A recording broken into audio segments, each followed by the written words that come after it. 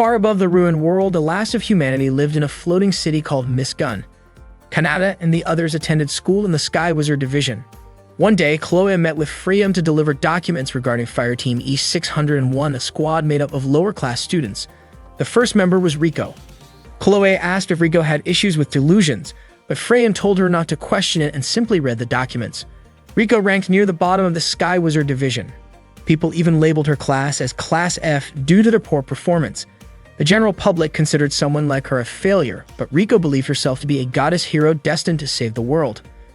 Chloe noted that Rico's 3 requests for resubmission had been rejected, with the comment that instead of apologizing for missing tasks, Rico should have apologized for not completing her homework. The second member was Lekti. She was a girl who dreamed of becoming a sky wizard to protect the people of Miss Gun by fighting the demon beetles. Although she admitted the thought frightened her to the point of shivering, she found joy in the idea of protecting others. Lekti was seen as someone very responsible. However, Freyan commented that kind-hearted children were often the ones to fall first. Those without magic were fated to lose their memories after being killed by the beetles. That was why Lekti wanted to fight for those who had already lost everything. She was easily nervous and anxious, and her entrance exam results were poor. Still, Lekti came from a family known for their twin-blade magic sword style, and her sincerity could not be overlooked. She hoped her future as a sky wizard would shine brightly. The final member of Fireteam E601 was their leader, Miss Aura. In her very first semester during practice exams, she lost 57 times and never secured a single victory. In the following evaluations, she lost 10 more times without a single win. During her second semester, the losses continued and she was defeated 57 more times, bringing her record to 124 consecutive defeats. In short, Miss Aura was recommended to voluntarily withdraw from the academy. Chloe suspected that Miss Aura was struggling with obstacles she could not overcome. Rico, Lekti, and Miss Aura were considered the weakest group in Fireteam history, earning Fireteam E601 the title of the worst. Freyan asked Chloe to do something about them. Chloe admitted that it seemed normal instructors were not able to help. Freyan warned her that this was not just a request, but an order. As the head of the Sky Wizard Division, me and Chloe had no choice but to accept. Meanwhile, Lloyd spotted Kanata in the storage room and asked what he was doing. Kanata tossed a book toward Lloyd and explained that he was checking the warehouse inventory and comparing it with a supply list. He mentioned that something felt off with the food records and suspected that some of the rough Machina divisions might have taken things, so he gave them a warning in his own way. Lloyd was surprised that Kanata was actually checking everything by himself.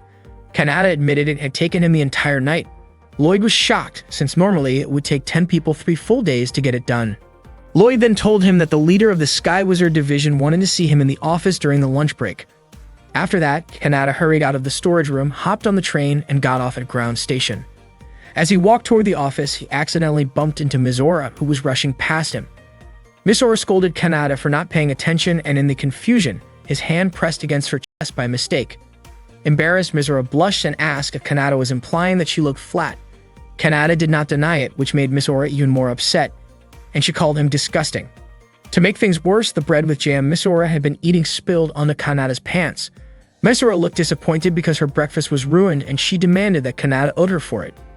Kanata found it strange since his pants were now stained with jam, and he thought she should be the one apologizing.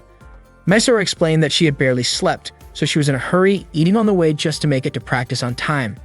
As Kanata stood up, the bread slid off his pants. Miss Aura, still annoyed, shouted for help and told people that there was a creep nearby. But when she turned back, Kanata had already disappeared. At that moment, Kanata was busy trying to wash the jam off his pants, but the red stain looked hard to remove. He then noticed Rico smiling at her own reflection in the glass window of a nearby building. Curious, Kanata wondered what she was doing.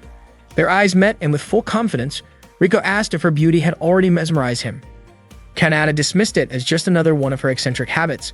Rico teased him back, calling him a stalker, and Kanata replied that she was simply weird. Rico proudly claimed to be the reincarnation of a goddess, which explained her beauty.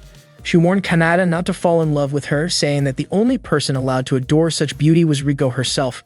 Kanata dryly suggested she should take a break from admiring herself and use that time for training instead.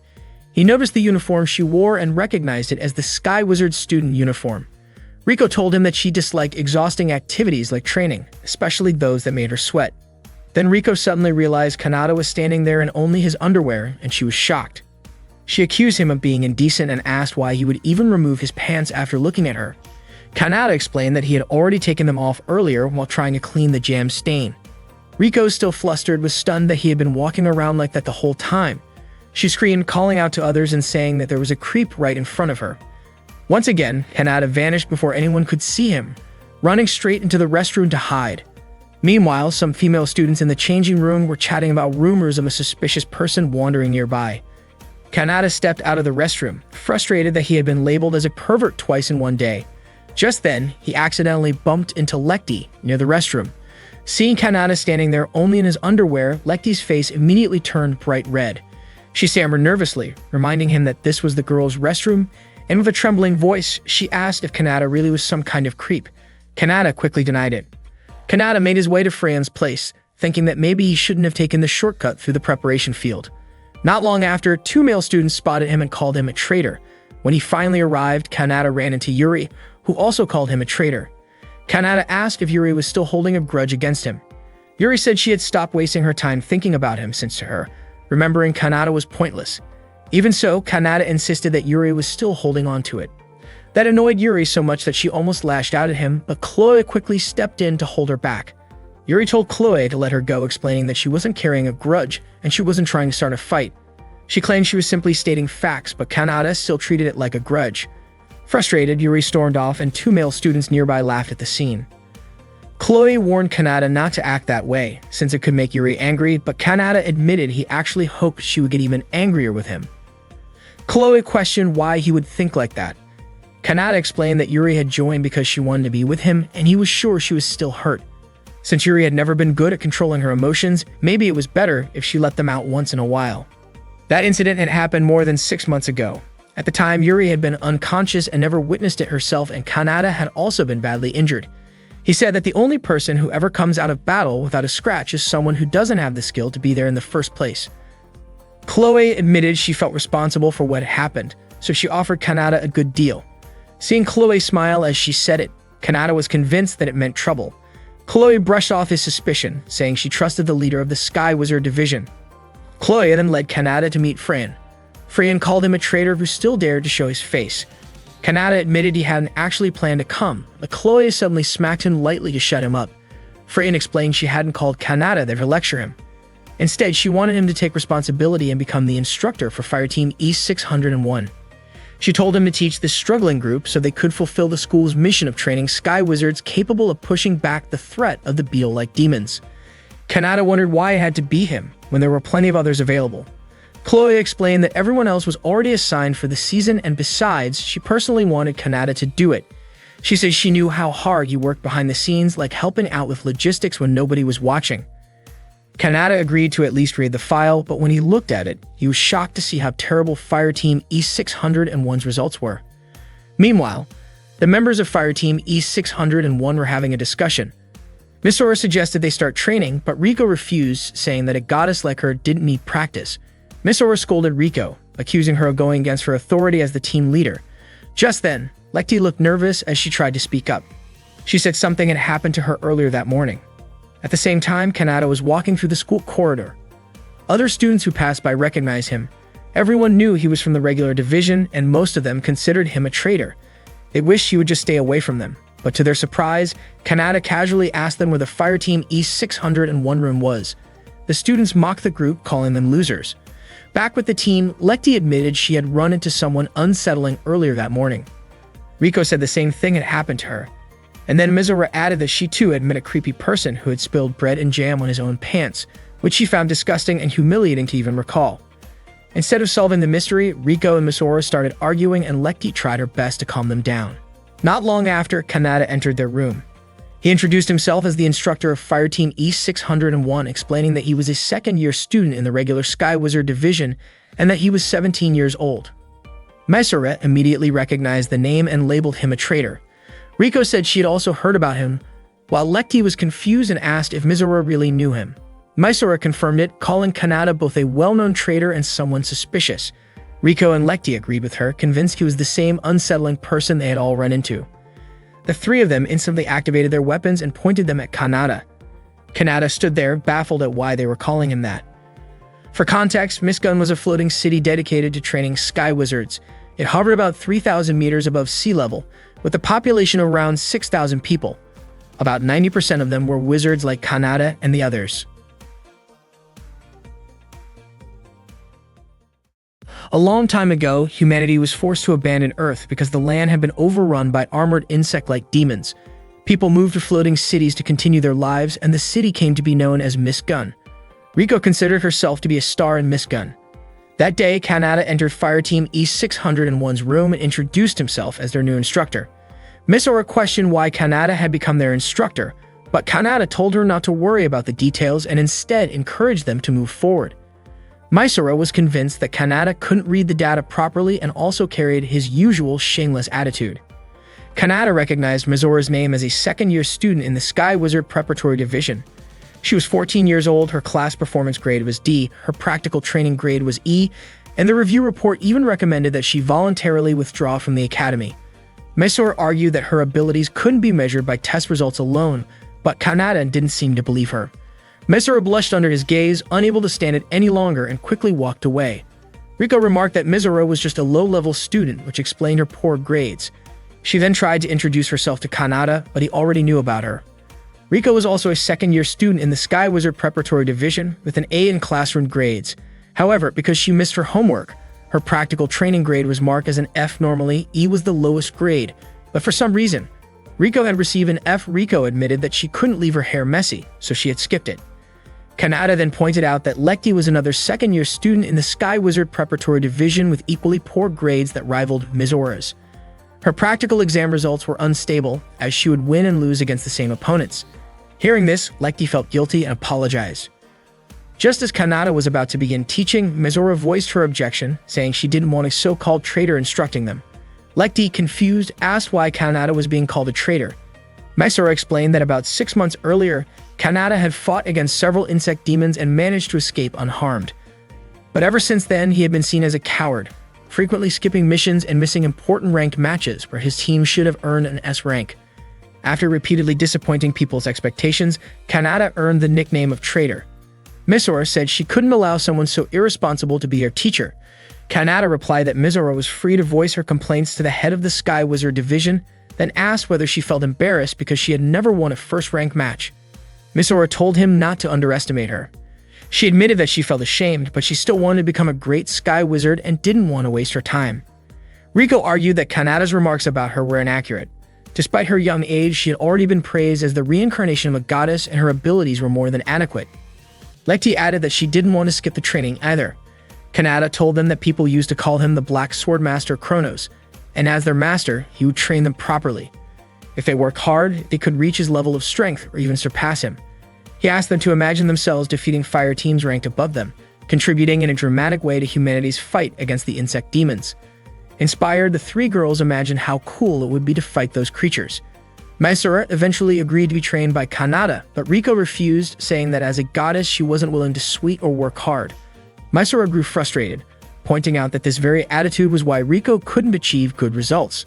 Riko countered that it was only Misora and Lekti who had failed to produce results. Misora challenged Riko to prove it, but Riko simply mocked her.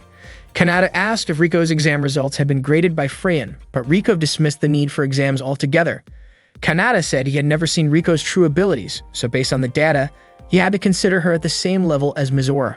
Riko, however, refused to accept being compared to Misora, insisting that a goddess like her could never be placed on the same level. Kanata told her to demonstrate her abilities during training. Riko warned him not to fall for her once he saw her outstanding talent. Kanata then asked Lekti for her opinion. Lekti, embarrassed, struggled to speak up. Misora encouraged her to look people in the eyes and say what she truly meant with confidence. But instead, Lekti lowered her head and apologized. Kanata asked whether she was apologizing because she didn't want to join the training. Lekti admitted that her apology was actually meant for Misora. Misora then pulled Lekti closer to Kanata, and with encouragement, Lekti finally managed to say that she wanted to do it and was willing to join the training with Kanata. That afternoon, Yuri and Chloe were chatting in the cafeteria. The female students around them admired the two of them for protecting the city. Chloe waved to greet those students, which made them really excited, and she asked Yuri to wave back as well. Yuri admitted she still was not used to being treated like that. Chloe asked if Yuri had gone back to drinking tea since coffee always seemed too bitter for her, and it looked like Yuri had not changed at all. Yuri then asked if Kanata was still considered on sick leave. Chloe pointed out that Yuri had already asked the same thing 6 times that week. Chloe explained that Kanata did not seem ready yet for a real mission, but for the moment, he was assigned as an instructor for an E-ranked fire team, and that had been Chloe's request. Yuri was shocked to hear that. She did not understand it, and in her mind, Kanata was not helping her fire team when he had the chance. Instead of supporting their logistics, he chose to go teach others, which felt selfish to her. Chloe reminded her not to speak poorly about Kanata. Chloe explained that keeping the peace was their duty as sky wizards, and she was sure Kanata felt the same. When Yuri asked how Kanata was doing at that moment, Chloe answered that he seemed to have started his lessons by flying through the skies. At that same time, Kanata was flying with Mizora, Riko, and Lekti. When he reached a good altitude, he stopped to begin the exercise. Mizora was puzzled why Kanata was using a flight device, while Riko also wondered why he did not just use his flight magic since the device had lower mobility. Mizora began to doubt his reputation as a Grand Master, saying that someone who could not even fly properly would not stand a chance against them. Kanata responded that his way of flying was simply the mark of a beginner learning the basics, which surprised them. Riko questioned why Kanata would choose such a basic program to test their skills, while Lekti just hoped he would train them seriously. Kanata then told them they could attack him with their alchemized arcana weapons at full strength. If they could defeat him, the training would end. With that, the exercise began. Kanata darted off at high speed, and Mizora confidently declared that they could defeat him. She immediately chased after him, and Lekti followed soon after. Riko was frustrated by how recklessly her teammates were rushing after a fleeing target without even a plan. Seeing Mizora chasing him, Kanata thought to himself that their team truly lacked coordination, though he admitted that Mizora's speed was not bad at all. He shouted back, asking if she really thought she could catch him alone. Mizora said she was certain, even claiming that Kanata should not be upset if she managed to land a hit. Kanata pushed his speed higher, but Mizora stayed on him, surprising him with her stamina. Before long, Mizora activated her arcana weapon, a magic sword cannon called Ragrid. She swung it toward him but kept missing. Kanata noticed that she was not able to make sharp adjustments if she only kept striking wildly. Mizora grew more exhausted but refused to stop. At that moment, Kanata prepared to fire a shot of his own. He sped up again, and Mizora assumed he was just trying to run away to avoid her attacks. Kanata praised her speed and stamina, saying they were actually quite impressive. Just when Mizora moved in for another strike, Kanata suddenly changed direction and disappeared into the clouds, leaving her confused and searching for him. Meanwhile, Lekti appeared behind Kanata, aiming her weapon at him. Kanata asked her what the name of her weapon was since it looked impressive. Lekti answered that it was called Amano Habakiri. Kanata was surprised, noting that she should have been able to land a blow if she had only tried. He encouraged her not to hesitate. Lekti began attacking, but Kanata was able to block her strikes. She was startled when she found herself too close to him, her face turning red before she quickly backed away and swung her weapon again. Kanata wondered why her movements had suddenly become inconsistent, asking if she was only stalling for time. Lekti attacked again, and Kanata realized her movements had actually become smoother. Her reflexes were quite good, but she kept making mistakes, most likely because she did not fully trust her own abilities. Kanata stopped her strike and told her that she had real potential. Embarrassed, Lekti pulled away and repeatedly apologized. From a distance, Riko had been waiting for her chance. She aimed her magical weapon, Athena, and fired. Kanata sensed the attack and managed to dodge, but the shot flew toward Lekti, who was standing near him. Kanata immediately pulled her aside and deflected the magical blast. Riko was stunned, realizing Kanata had actually reduced the strength of her shot before it could do any real harm. Kanata asked Lekti if she was alright, and she nodded. According to Kanata, it had been a good shot, and when an attack was too precise, it actually became easier to dodge. Riko wondered why that was the case, and Kanata explained that her aim was not bad, but her intention to strike felt as obvious as sending a telegram. He then asked if Lekti and Riko had tried combining their movements while flying. Lekti admitted that she had been very scared. Riko pointed out that Lekti's movements were smoother compared to Mizora's, who always seemed restless and scattered wherever she was. Because of that, Riko said it was natural for her to try sensing with Lekti in order to land better shots. Kanata questioned why, if Riko could calculate things so thoroughly, she did not seem concerned about her own teammates. Riko claimed that she was a goddess, uninterested in ordinary human matters. Meanwhile, Mizora kept shouting while searching for Kanata. She was annoyed and exhausted since she still had not found him. Later that night, while Mizora, Lekti, and Riko were changing clothes together, Mizora admitted she was upset because they had failed to catch Kanata, even though there were 3 of them. Lekti apologized, saying her skills were not good enough. When she noticed Mizora struggling to unfasten her bra, Lekti helped her. Mizora thanked her and said it was not her fault, admitting she might not have given Lekti any useful directions. Riko then commented that fire team leaders should be able to assess the battlefield properly, unlike what Misora had done. She also contrasted that with herself, who she described as beautiful. Misora became irritated by Riko's words. Riko told Misora not to feel down since it was only natural that she was taller and more developed physically, claiming that was what separated ordinary people from a goddess. Misora replied that she was not upset and that such things did not matter to her. However, when she noticed Lecty's figure, she was surprised and started crying, not believing how Lecty could be more developed than her. Riko reassured her that such differences had nothing to do with someone's abilities as a sky wizard. Misora was touched by her words, but at the same time, seeing both Riko and Lecty made her feel uneasy. What bothered her even more was when Riko playfully described Misora's body in a mocking way, which made Misora scold her. Lecty quickly tried to calm both of them down. Kanata had realized that Misora had a hot temper and often lost sight of her surroundings, while Lecty's lack of confidence caused problems whenever she faced enemies. Riko, on the other hand, was the complete opposite of Lecty, but the distance between her and her teammates was too wide. To Kanata, they were like puzzle pieces shaped oddly, but he thought it would be amusing if he could somehow fit them together. Riko, however, refused to accept Misora as the leader of the fire team since as a goddess, she did not want to be under Misora's command. Misora argued that she was the one who had started the fire team, so it was her responsibility to lead. Riko countered that being first in line did not automatically earn respect. At that moment, Lecty tried her best to calm the two of them down as they argued. Soon after, Kanata opened the door to the changing room to announce the next stage of their training. Unfortunately, he accidentally caught sight of the three girls and only their undergarments. In shock, they immediately activated their weapons and accused Kanata of being inappropriate. That day, the members of Fire Team E601 were in the middle of a special training session with Kanata. The training was tough as becoming stronger was never easy.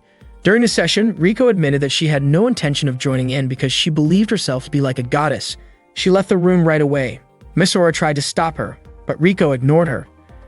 Kanata told them to let Riko be on her own, then asked Misora and Lecty if they were ready for the special training. Both Misora and Lecty agreed to continue. Later that day, Kanata brought Lecty to a clothing store. With her face turning red, Lecty said that she had finished changing into the outfit Kanata had chosen. When Kanata pulled open the curtain of the changing booth, Lecty was startled. Kanata wondered why she was so embarrassed since she actually looked beautiful in the maid outfit. Lecty asked if it was really necessary to spend their fire team's budget on a maid costume.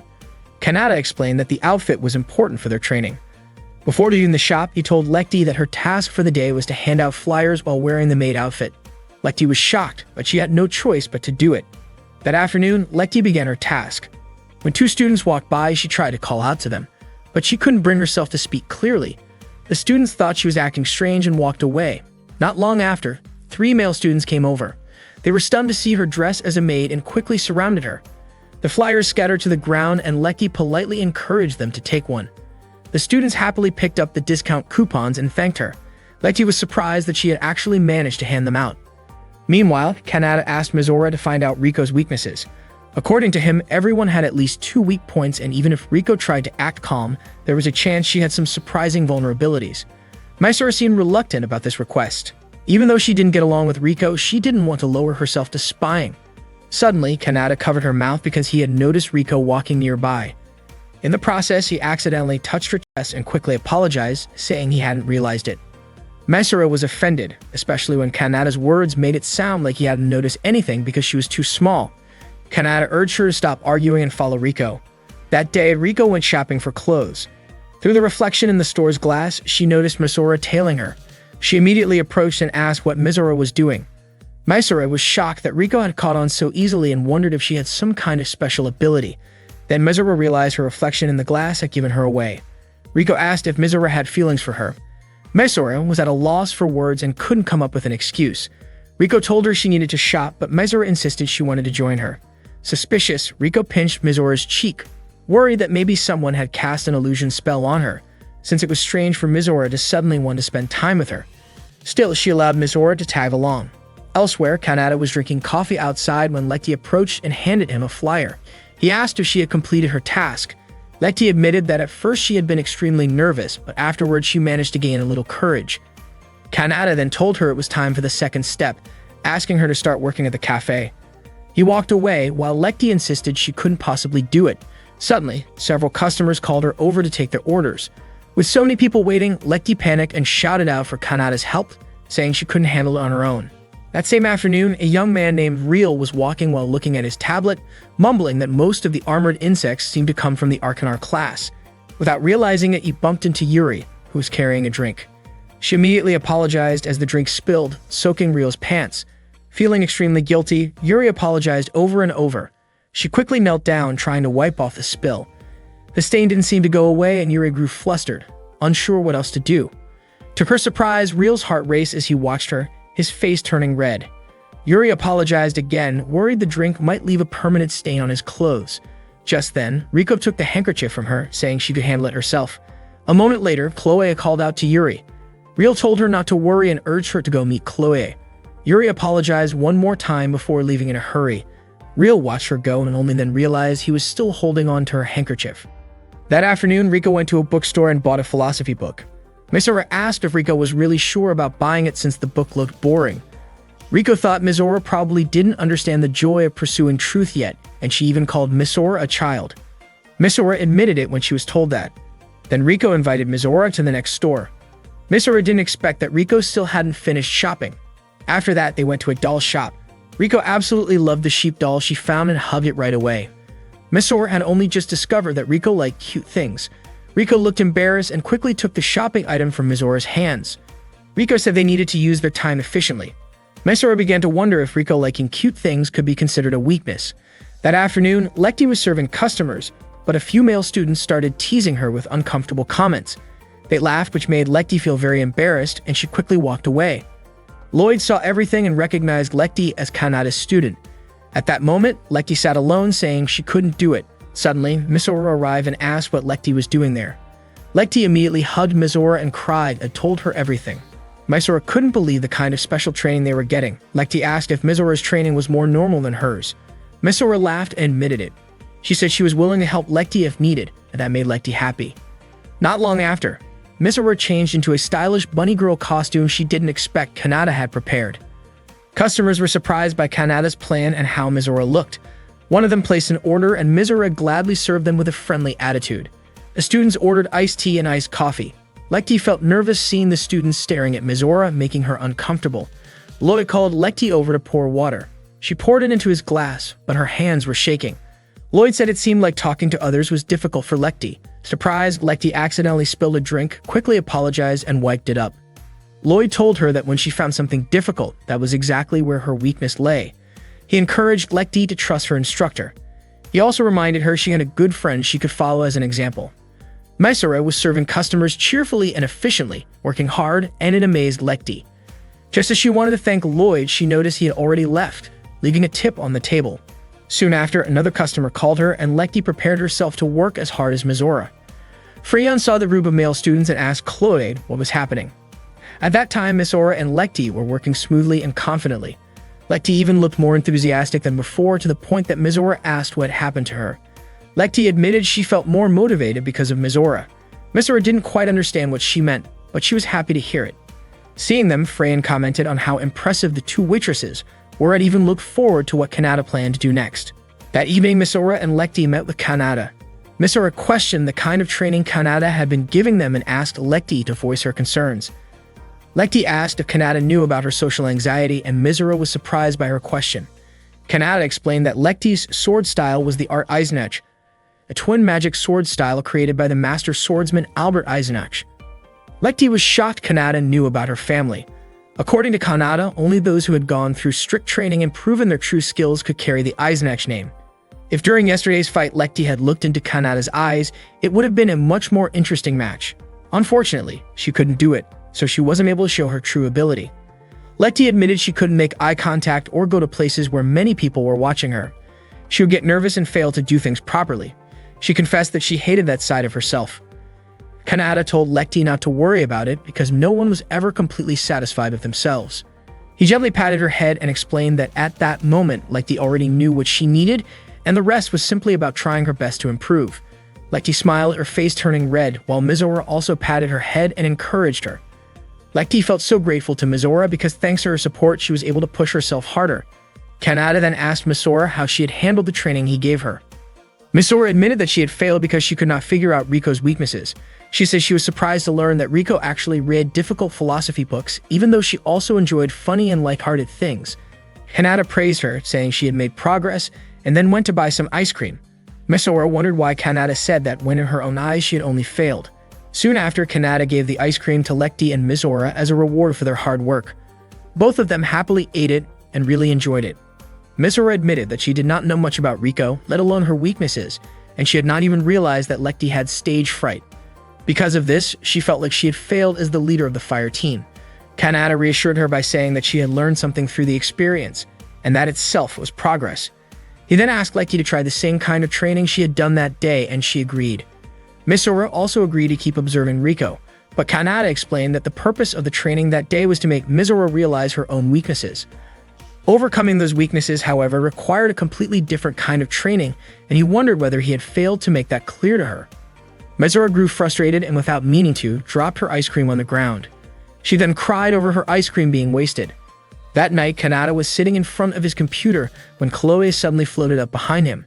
However, Kanata had already noticed her presence and scolded her for entering the boys' dorm at night. Chloe simply smiled, saying she only wanted to do what she used to do in the past. Her eyes then wandered to a photo of Misora, the rabbit-eared girl, displayed on Kanata's computer. Kanata explained that Misora's reserve of magical power was greater than most rank of wizards, but unfortunately she was terrible with the sword, which made her waste much of her potential. Chloe then asked what Kanata planned to do in order to teach her. The next day, Kanata met with the members of Fire Team E601 and asked Misora to stop focusing on the magical sword cannon formation.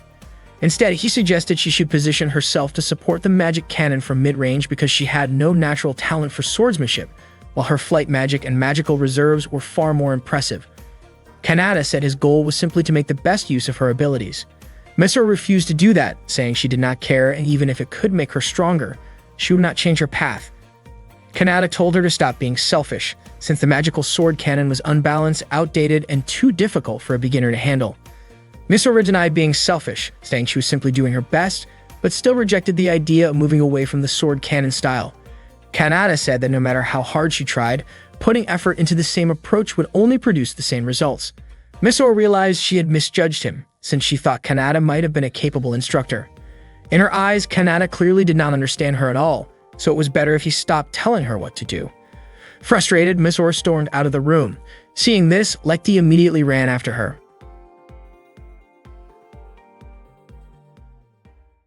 One day in the past, the Beetle Demon army returned and the Sky Wizards were already standing guard on the front lines. They complained about the overwhelming number of enemies they had to face.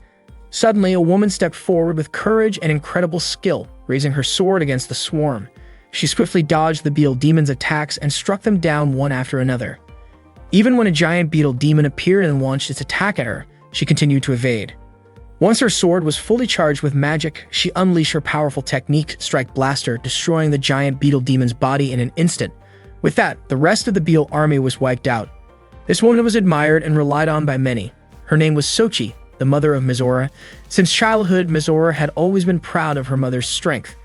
But at that time, all she could do was miss her, because Sochi had already passed away.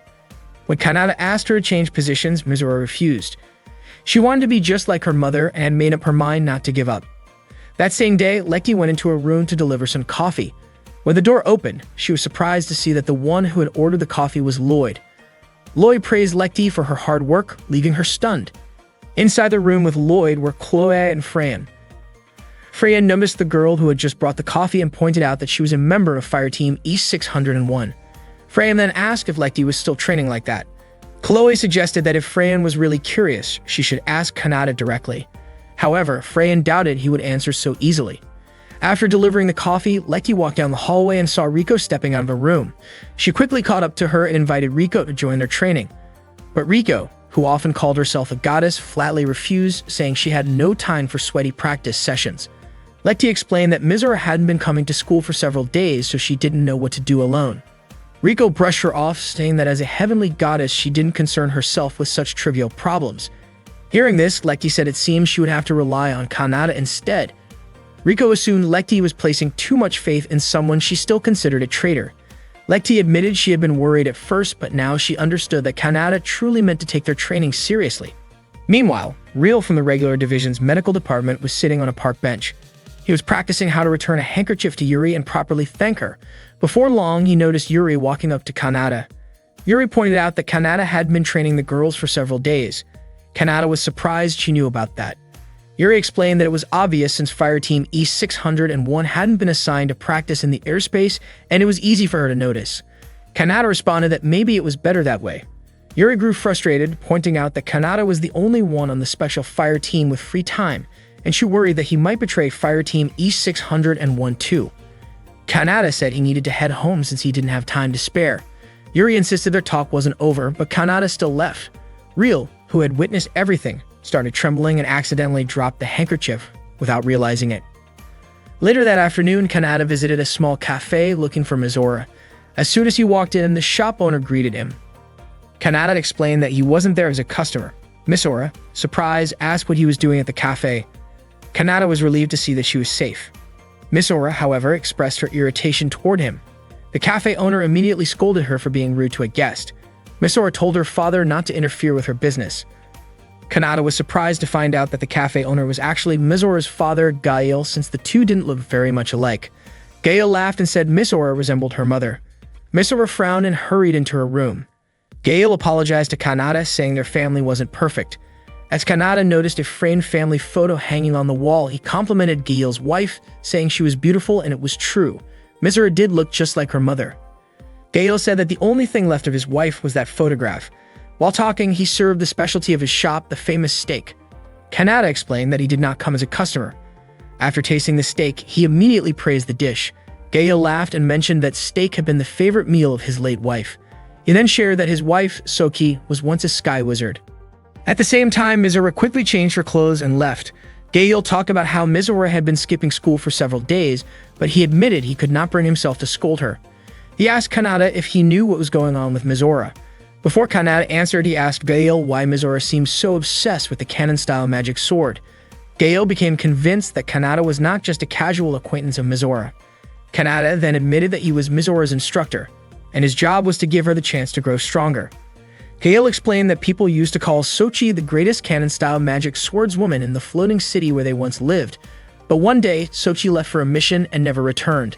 Since then, both Gail and Mizora gradually began to lose their memories of her. Mizora wanted to master the canon-style sword because she did not want to forget her mother. At that time, Mizora went to a place full of ruins, activated her weapon, and promised herself that she would never give up. In the past, there was a day when Mizora had been overjoyed to welcome her mother home. Sochi had missed her daughter deeply and lifted Mizora high into the air with excitement. Gail confessed that he often worried about Sochi and could barely sleep at night, even when he tried to nap during the day. Sochi admitted she often felt lonely and could only comfort herself by eating multiple times a day. Their reunion was filled with warmth, and soon Mizora found herself happily standing between her parents again. When Mizora asked her to stop, Sochi playfully teased her daughter. Not long after, the neighbors gathered and mentioned that they had watched a live broadcast of Sochi in action. They praised her for destroying an entire army of Beal demons and expressed their gratitude since, thanks to her, their city of Iris remained safe. Mizora felt a strong sense of pride in her mother's abilities. When they returned home, Gail cooked steak for breakfast, but Mizora thought the dish was too heavy for the morning meal. Meanwhile, Sochi had trouble managing house chores and even flooded their home while trying to do laundry. Mizora was surprised at how poorly her mother estimated the water level. When Sochi tried cleaning, she accidentally damaged the wall. Mizora scolded her out of frustration. Soon after, information arrived that a group of Arcanar and Chimera-class beetles had begun to attack. Sochi immediately prepared to leave. She said her farewells and got ready to head into battle. Mizora felt heartbroken, since they had only just been reunited. Her face showed such sadness that Sochi almost could not bear to leave. Gail gently patted Mizora's head to comfort her. Mizora then asked her mother to be careful while working. From that day, Mizora continued waiting for her mother's return. When Sochi finally came home, Mizora was overwhelmed with emotion, cried tears of relief, and hugged her mother tightly, as if she never wanted to be apart again. That night, Sochi took Mizora flying with her. Mizora was excited and commented on how small their city looked from above. Sochi pointed out their home from the sky, explaining that even though the houses seemed tiny, many people were living there. She told Mizora that her duty as a sky wizard was to protect the people in the city, as well as to keep Mizora and Gail safe. Suddenly, a warning came from an airship instructing Sochi to stop. Mizora remarked that they probably needed a permit to fly. Sochi realized it too, but chose to escape playfully instead. The next morning, Sochi was about to leave for work again. Misora asked her mother to always be careful. Gail promised to cook steak for her when she returned. Sochi then said goodbye, and Misora kept cheering her on. Inspired by her mother, Misora began practicing sword techniques, hoping to show her progress to Sochi when she came home again. Misora met her father, Gail, who told her that he had prepared some boiled meat for her. But Misora asked about steak, and more than that, she wanted to know if her mother had not come home yet. To her surprise, Gail answered that Misora did not have a mother. Misora immediately left and started asking people around the town about her mother, but none of them knew her at all. According to them, Misora and her father had always lived alone together, and no one had ever heard of a sky wizard in Iris Town. Not long after, two officers arrived carrying a sword. They explained that Sochi had tried to protect everyone. She had gone forward alone against the enemy. She was the strongest and known as the noble cannon-type magic shooter. Misora remembered her mother's message that she would fight to protect the people, as well as Misora and her father. Misora took hold of the sword and promised that she would become a sky wizard like her mother. At that time, Misora was training alone. She wondered why she could never win, and she kept striking down the iron target in front of her until she finally fell. She kept questioning why all her efforts never paid off, but she refused to give up for her mother's sake. Soon after, Kanata came to her. Later, Kanata and Misora visited the Hill of Hope, the resting place of fallen sky wizards. Kanata had heard that Misora visited this place every day. Misora was sure that her father had told Kanata about it, which upset her. She felt that Kanata was intruding into her privacy. Misora even said that both Kanata and her father were the worst. Kanata asked her not to blame her father because since she had never spoken about it, her father had been worried.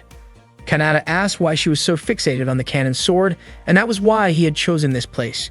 He wanted Misora to swear at her mother's grave to give up on the cannon sword, because she could never be as strong as her mother. Misora grew angry and told Kanata to stop acting like he knew everything. For her, when the cannon sword was entrusted to her, it also meant her mother had been entrusted to her. Yet everyone else, even her father, did not remember her mother. Misora felt that a traitor like Kanata would never understand. Kanata then asked what she thought hope truly was. Misora said it was to protect the people in the town. But Kanata explained that the fallen sky wizards did not want to be forgotten, and what they truly wanted was to protect the ones they loved. That was what allowed them to face the demon beetle army, and surely Misora's mother had felt the same. Kanata asked Misora if her mother's purpose as a sky wizard had been for the cannon sword itself, or to protect people. Earlier, Gail had told Kanata that when Sochi died, he felt nothing, and he feared that if Misora died, he might also feel nothing, which terrified him. Kanata told him that if Misora stayed stubborn, her risk of dying would only increase, and in time, people might forget her. Misora realized how selfish she had been, but she still refused to give up. She wanted to protect people with the cannon sword. She believed that if she could become a great cannon-type mage, something impossible like the natural recovery of lost memories could happen, and she could be the first to restore everyone's memories. That way, she would not die in vain. Seeing how serious she was, Kanata laughed, admitting he never thought Misora could be this reckless. But he liked people like her. Because of that, Kanata decided to give her some guidance on how to become a better cannon-type mage. He understood how strong her determination was, but he warned her to be prepared because the path she had chosen could be worse than death itself. He asked once more if Misora was sure about taking that path. Misora firmly stated that she was ready to face any risk. Kanata then asked her to work hard for Sochi and for the sword, and to swear that she would become a cannon-type mage even greater than Sochi, strong enough to protect the people and herself. As her instructor, Kanata would help her bear the burden. That was why he wanted her to become stronger, and Misora agreed. The next day, Misora and Lekti prepared for training. Misora apologized to Lekti for making her worry. Kanata arrived and asked them to begin right away. Lekti immediately flew high into the sky. Misora looked at Kanata's face and shyly thanked him before leaving. Kanata could only smile at her. Meanwhile, Riko was watching them from below, and it seemed like she was starting to take interest in Kanata's way of teaching.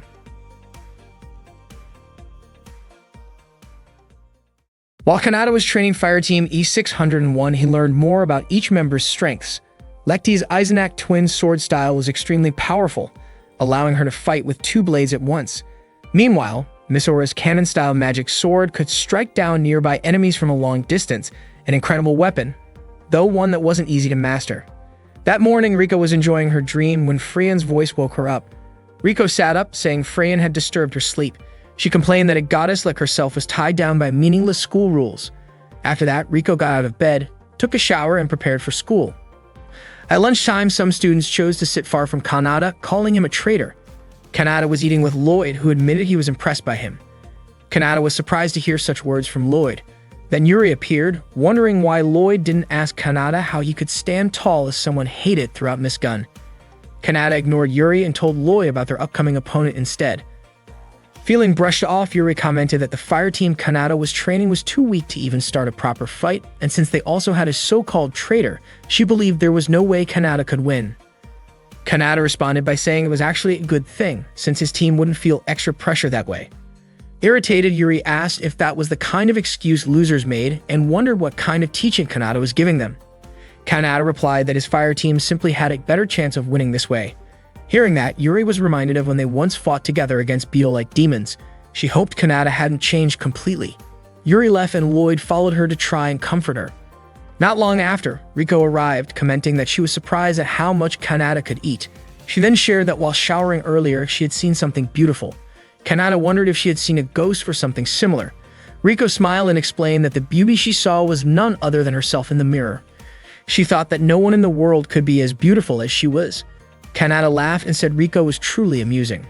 When she was younger, Riko had been mocked by her friends for being so full of herself, calling her as beautiful as a goddess. Curious, Riko asked Kanata what documents he was reading. Kanata explained that they were about Fire Team E571, the team that would be E601's next opponents. Its members included Ami, Shayla, and Beach. Kanata said that if Lekti and Mizora could complete their training, and they might have a chance to fight properly. Riko, however, admitted she had no intention of training with Kanata. He told her to do as she wished. Riko believed that a goddess like her didn't need to work hard or sweat for anything. Meanwhile, Lekti and Mizora were in the changing room. They were taking turns applying patches on each other's backs, since their training had become increasingly intense. Mizora admitted that the training was paying off as she could feel her skills gradually improving. She was confident that under such circumstances, they might have a chance in the next match. Still, there were things that worried them. Not long after, Kanata called out to ask if they were done changing. Surprised, Mizora accused him of acting like a creep, but Kanata calmly said he wasn't interested in peeking at kids. He told them he wanted to treat them to ice cream as a reward for their hard work. Afterwards, Mizora and Lekti went to see Riko. Mizora directly asked her to join their training. She didn't want to be called a loser anymore. She didn't want to keep losing, and more importantly, she wanted them to face things together. Riko reminded them that Lekti had already asked her before, and her answer was still the same. Riko said that as a goddess, she had nothing to gain from training. Lekti disagreed, believing that Kanata would definitely teach Riko something valuable. Mizora, though reluctant to admit it, agreed that Kanata had the ability to make them stronger. Riko then remembered what Lekti had said about Kanata truly caring about them, as well as Kanata's own words telling her to do whatever she liked. She said that since Kanata wasn't trying to train her directly, she saw no reason to participate in training. Mizora pleaded with her, saying that even if Riko didn't join the training, she still wanted her to fight alongside them in the match. Riko admitted that she wasn't interested in embarrassing herself by joining the match because she knew she would definitely lose. Lekti didn't expect Riko to say that, and Mizora even kneeled in front of Riko, asking her to join their match. Suddenly, Kanata appeared and pulled Mizora up to her feet, surprised by what she was doing. Meanwhile, Frayn informed Chloe that the D-ranked fire team had weakened during patrol. At that time, a Chimera had appeared, and Frayn was determined not to let it get close to Miss Gun, since they were commanders of the small beetle-type fiends. Chloe told her not to worry because handling that situation was the responsibility of the special fire team. Frayn then asked about Kanata's fire team, pointing out that the popularity ranking match was coming soon. She had already asked earlier about Fire Team E601. Back with Kanata, he released Mizora and explained that Riko would never refuse to act unless she had something on her mind. He said that fighting when you already knew you would lose wasn't exactly cool, but complaining about not even trying was definitely not his style. Riko was shocked and told him that he knew nothing about her. Kanata gently patted Mizora's head and said that was why he would leave the key to victory in her hands. The next morning, Riko once again dreamed about her childhood, when she used to chase after Frayn but could never catch up. She woke up hugging her stuffed toy, upset that she had fallen into the same nightmare again. Still feeling sleepy, she went off to school. That day, Yuri was practicing with her staff while Real watched her from afar using binoculars. He couldn't believe that someone as beautiful as Yuri was associating with Kanata, the so-called traitor. Real was convinced that Kanata must have deceived her. Riko spotted Real and called him a sneaky stalker, which startled him so much that he immediately ran away. Up in the sky, Kanata and Mizora had already begun training. Kanata demonstrated a move to her, then activated his weapon known as the Gladius, a destructive sword used as a chronos. Mysora was amazed by it. Kanata pulled the trigger on his sword, releasing a burst of magical energy that caused a massive explosion. He called it the Sword Magic Cannon Battle Art Strike Blaster, and this was the technique Mysora needed to learn. Mysora couldn't believe she was about to practice such a powerful move. Kanata warned her not to release too much magical energy all at once. He instructed her to concentrate her magic within her body and channel it into her sword. He admitted honestly that her swordsmanship and shooting skills were still amateur, but that didn't bother him. That was exactly why he wanted to teach her the fundamentals and guide her through this technique. Kanata assisted her in performing the move, and Mysora asked if this was truly her key to victory. Kanata explained that her strongest asset was her vast magical capacity, which allowed her to pour everything into one decisive shot. A single strike that could decide the battle. That was their only plan. He then gave her the signal to fire. Mysora launched the Striker Blaster and was thrilled when she succeeded. But soon she realized just how heavy the burden of channeling that much magical power was, and she wondered why Kanata looked so calm about it. Kanata explained that he had added this training to regular cannon practice, but reminded her that she could only manage 3 shots per day. Mysora noticed that Kanata seemed to be showing signs of magical exhaustion. Kanata gently patted her head again, explaining that the move was meant to clear the path for her and her teammates to advance. Mysora, flustered, grew annoyed at him for putting his hand on her head and demanded that he remove it. Meanwhile, Riko was quietly observing them from below. She was convinced that with Mizora's hidden strength, the tide of the battle could definitely turn around. At that moment, Lekti was also practicing her twin sword magic against Kanata. Kanata mentioned that Lekti seemed distracted and asked if she hadn't gained something like Mizora had. He explained that the divine sword Eisenach had been sharpened and improved by its descendants, and the style of twin sword magic had already been embedded within Lekti. Their training was meant to help her bring it out. Kanata then asked Lekti to show him everything she had learned. With enthusiasm, Lekti demonstrated her skills, but unfortunately, she couldn't land a single hit on Kanata. Still, Kanata pointed out that she had made significant progress, especially with her ability to deliver a straight strike without hesitation. Lekti admitted that she only felt panic but not nervous. Kanata gently patted her head and told her she had done well. At that moment, Lekti's face turned red with embarrassment. Riko wondered if Kanata really needed to touch the girls so casually. She noticed that Mizora and Lekti had both gotten stronger, and she questioned whether she could reach their level if she also trained under him. Suddenly, Kanata disappeared from her sight, and she grew curious about where he had gone. To her surprise, he appeared right behind her. Shocked, Riko asked why he was standing there. Kanata asked if she needed Mizora and Lekti to activate her clairvoyance. Riko admitted it, surprised that Kanata knew about her ability. Kanata explained that clairvoyance was one of the highest-ranked detection skills, which allowed Riko to observe from a distance. Riko asked if the movement Kanata had taught Mizora was what he considered the key to victory, and he confirmed it. Riko pointed out that if Mizora could master it, she would be strong, but the move itself wouldn't work in a real match without someone holding the front line and another guarding the rear. Kanata agreed, adding that Riko's ability to see quickly was the most vital element for their fire team. Her skill involved identifying, analyzing, being aware of the battlefield, and making decisions. According to Kanata, Lekti and Mizora were more valuable than Riko's clairvoyance. Riko questioned why he only mentioned Mizora as the key to victory. Kanata then clarified that the true key to victory was Mizora, Lekti, and Riko together. Riko denied it, reminding him that he had never pushed her to train or shown any real interest in her. Kanata admitted that he was simply waiting for Mizora and Lekti to catch up, while Riko already possessed a gift that could be called divine. Only then did Riko begin to understand his perspective. She was stunned when Kanata told her that he truly needed and wanted her as part of the team. Her face turned bright red and she couldn't understand why he said that to her. Kanata explained that he could help her train in strategy, but the most important thing was her determination to win. He asked if she wanted to be called a loser for the rest of her life or not. It was entirely her choice. Riko thought deeply before making her decision. Meanwhile, Mizora and Lekti were flying together. Mizora mentioned that she didn't see Riko in the fire team's room, and Lekti wondered if Riko had really skipped the training. Unexpectedly, Riko appeared before them. She explained that she had pushed through difficulties just to make it to training, and she didn't expect Mizora and Lekti to keep her waiting. Both Mizora and Lekti were surprised that Riko had actually shown up. Kanata thought to himself that the key to victory had just arrived right on time. The day of the match finally came. Fireteam E601 was set to face Fireteam E571. The members of E571 arrogantly claimed that defeating E601 would be easy and even boasted about preparing a victory party in advance.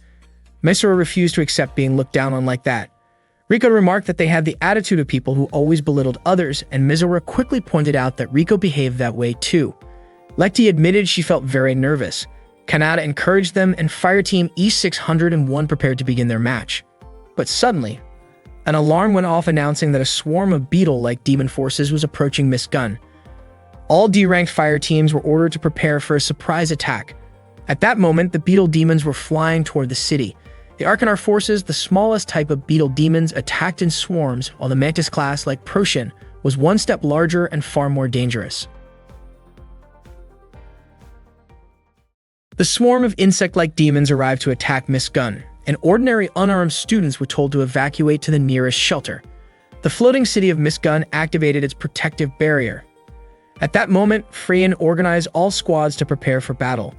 She instructed the formation of 7 groups made up of A-ranked fire teams, assigning them to defend key areas. She also asked Fireteam E to assist with evacuation. Meanwhile, Misora, Riko, and Kanata had already been helping people evacuate. Riko asked why Kanata was still there since he was once an ace, and wondered why he was not the front lines defeating the enemy. Kanata admitted that he had a lot of responsibilities, which made Riko curious about what tasks he was actually handling. Misora then noticed that Lecty was missing, but soon Lecty appeared carrying a little girl. Misora asked her to bring the child to the shelter. Kanata then spotted the insect demons and was shocked that the enemy had arrived. In an instant, Chloe launched a powerful attack that destroyed the demons, and Yuri praised her impressive strike. Chloe was confident that Yuri could have done the same if she still used her spear, but Yuri admitted she no longer did because it no longer felt right for her. Soon after, Lloyd delivered troubling news. A large force of insect demons had completely overrun one of their defensive areas. Both Chloe and Yuri were stunned to hear this. It turned out that another group of insect demons was trying to break through Miss Gun's defenses. Within moments, they managed to damage the barrier wall and break inside. Around 300 enemies flooded in. Freyan ordered all students who had been helping with evacuation to get ready to fight. She reminded them not to let even a single demon occupy Miss Gun. The demons advanced toward Misora and her team. The little girl with Lecty cried in fear, and Lecty did her best to calm her down. Seeing this, Misora remembered her mother's words about fighting to protect both people and family. Inspired, Misora shouted that she would protect everyone. She activated her weapon and tried to perform the new moves she had learned from Kanata. Her first shot missed, which worried her, but she tried again. Thankfully, her second shot struck one of the demons. Lecty praised her, and Kanata noted that while Misora's accuracy was still off, her effort was good. Riko also pointed out that she had improved since at least her shot had landed. Kanata told Misora to keep going like that while the rest of them protected the child. Unexpectedly, Misora unleashed a full striker blaster shot that wiped out the entire swarm of demons. However, the blast also caused damage to parts of the city. Misora was shocked, and Riko could not believe she used a striker blaster in the middle of Miss Gun. The others began to blame her. Misora explained she had not intended to harm the city, and that it was an accident. Kanata then informed her that the blast even destroyed his father's cafe. Misora was horrified and screamed in distress. Meanwhile, reports showed that the enemy forces numbered around 10,000, while their fire team numbers had already dropped by 30%. According to Freyan, the only option left was to attack the insect demon commander directly. At the same time, Kanata and his team had safely reunited the little girl with her family. The situation grew worse when a Chimera Deneb was detected in Block 24. Freyan deployed several fire teams to push it back. After Fireteam E571 launched its attack, they managed to bring it down. But to everyone's surprise, there was more than one Chimera Deneb because of the sheer size of the demon army. Kanata and the members of Fireteam E601 then started planning their next move. Riko suggested they needed to track down the unconfirmed Chimera Deneb. Kanata agreed, and Misora asked what they should do next. Riko admitted she might have to reveal a glimpse of her true ability. She put on her glasses, explaining that activating her clairvoyance ability made her more focused, though she joked that it might lessen her beauty. Kanata disagreed, saying her beauty did not fade even when she wore them. Hearing this, Riko blushed. Soon after, she detected movements from the insect demons in Block 68. At the same time, Yuri, Chloe, and Lloyd saw many more demons heading toward Miss Gun. Yuri asked if they should retreat, but Chloe said they would not make it in time. Lloyd added that he could not simply let the enemy pursue them unchecked. Yuri mentioned that reports showed multiple Chimera Deneb approaching, and she grew deeply worried for Miss Gun's people. Chloe told her not to worry, since Miss Gun was protected by Kanata. Yuri argued that someone like Kanata would probably run away, but Chloe insisted that Yuri should trust him. In her view, Kanata would never allow the people of Miss Gun to get hurt. As soon as the Beetle Demon army appeared, Kanata told Fireteam E601 to go after Chimera and Deneb. The three of them were shocked by the order, especially since this was their very first real battle. Rico thought Kanata's command was way too extreme. Kanata explained that their training wasn't about throwing their lives away. His words struck a chord with them. He said they trained to survive, and by doing so, they could protect others. He believed the three of them could do it, and as their instructor, he guaranteed it. Misora admitted that even though Kanata could be pervy sometimes, he was still their instructor. He trusted them, but she trusted Rico and Lekti too. She encouraged them both to go for it. Lekti confessed that she trained as a sky wizard to protect people, so she wanted to protect everyone in Miss Gun. Rico pointed out that this could also be the perfect chance for them to show off in front of Freyan, though she simply referred to her as that woman. Misora had no idea who Rico meant, but Kanata fired them up again, reminding them they were fighting to reclaim Miss Gun, a place that rightfully belonged to all of them. Meanwhile, Freyan was still monitoring everything from the information center, but not long after, her surveillance screens went dark. Kanata asked his fire team to carry out their plan. The first step was for Lekti to engage Arcanar in close combat. She quickly flew straight into the demon army. Since they weren't human, she didn't feel nervous or shy. With swift movements, Lekti cut down the beetle demons one after another with her twin swords. From a distance, Misora watched in awe, praising Lekti's incredible skills. Kanata also acknowledged the impressive twin sword magic technique of Eisenach. Not long after, more demons appeared from the opposite side. Just as planned, the second step was for Rico to support Misora by sniping enemies from long range. Misora was amazed by how accurate Rico's shots were. Kanata then gave Misora the signal to move. She rushed into the crowd of beetle demons. The third step of their strategy was for Misora to use her speed to close in on the enemy and unleash a strike blaster. She pulled it off, but the sheer number of enemies forced her to fire a second strike blaster. Unfortunately, more demons kept appearing. Kanata stepped in to clear out the beetle demons and told Misora to take a break. Lekti rushed her aside and skillfully cut down enemies one by one. Rico eliminated any demons that tried to sneak up on Misora. She sneered that these beetle demons were nothing more than low-level creatures, completely unworthy opponents for someone like her. Misora also began targeting them one by one. She wasn't just fighting for herself, she was doing it for Rico, Lekti, and her mother. Gathering her resolve, Misora unleashed a third strike blaster. Kanata was confident her attack hit the mark, but suddenly, a massive strike was launched toward Misora. She couldn't dodge it in time, but Kanata jumped in and shielded her from the attack. At that moment, an enormous beetle demon monster appeared before them. Lekti asked if that was Chimera, but Rico admitted she had never seen a type like that before. The giant demon fired its attacks, destroying buildings and sending debris flying at Lekti and Rico. Kanata said Misora's earlier shot had been good, but the demon had managed to deflect it. Realizing the fight couldn't drag on, Kanata admitted he hadn't expected something like this monster to show up. Misora told him not to hold back, but she also knew his magic reserves were limited. Kanata revealed he had no choice but to step in. Since this wasn't a normal enemy, he activated his weapon, and a chilling aura surrounded his body. He warned that what he was about to do wasn't something anyone should ever try to copy, and he didn't want Misora to end up fighting this way. The wind around him roared violently. He ordered Misora to retreat because it was too dangerous. As soon as he moved, every beetle demon around him vanished instantly. Misora couldn't understand what Kanata had just done. The massive demon launched a barrage of attacks at him, but to Kanata, they were far too slow. He darted through the gaps with ease, though Misora worried deeply about him. She suspected that the power he was using wasn't ordinary magic. Moving at incredible speed, Kanata managed to slash the giant demon across its head. He knew he had to end the battle quickly. He soared high into the sky just as the demon began charging another massive attack aimed right at him. Misora panicked and begged him to get away, but Kanata declared that the fight would end when he decided to unleash his full strength. He then fired his own strike blaster, detonating the giant demon in an explosion so massive that Misora had never seen anything like it before. Lekti and Rico managed to escape from the rubble, and Rico asked if the giant beetle demon had been defeated.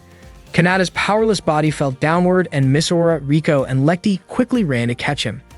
From a distance, Lloyd and Yuri witnessed the explosion. Lloyd believed that someone had managed to pull it off. Yuri did not understand who Lloyd was referring to. Chloe smiled and said it was the work of someone Yuri admired. Hearing that, Yuri's face turned red. Meanwhile, Freyan received a report that the Arcanar beetle demon had withdrawn from Miss Gun's airspace and the situation was safe again.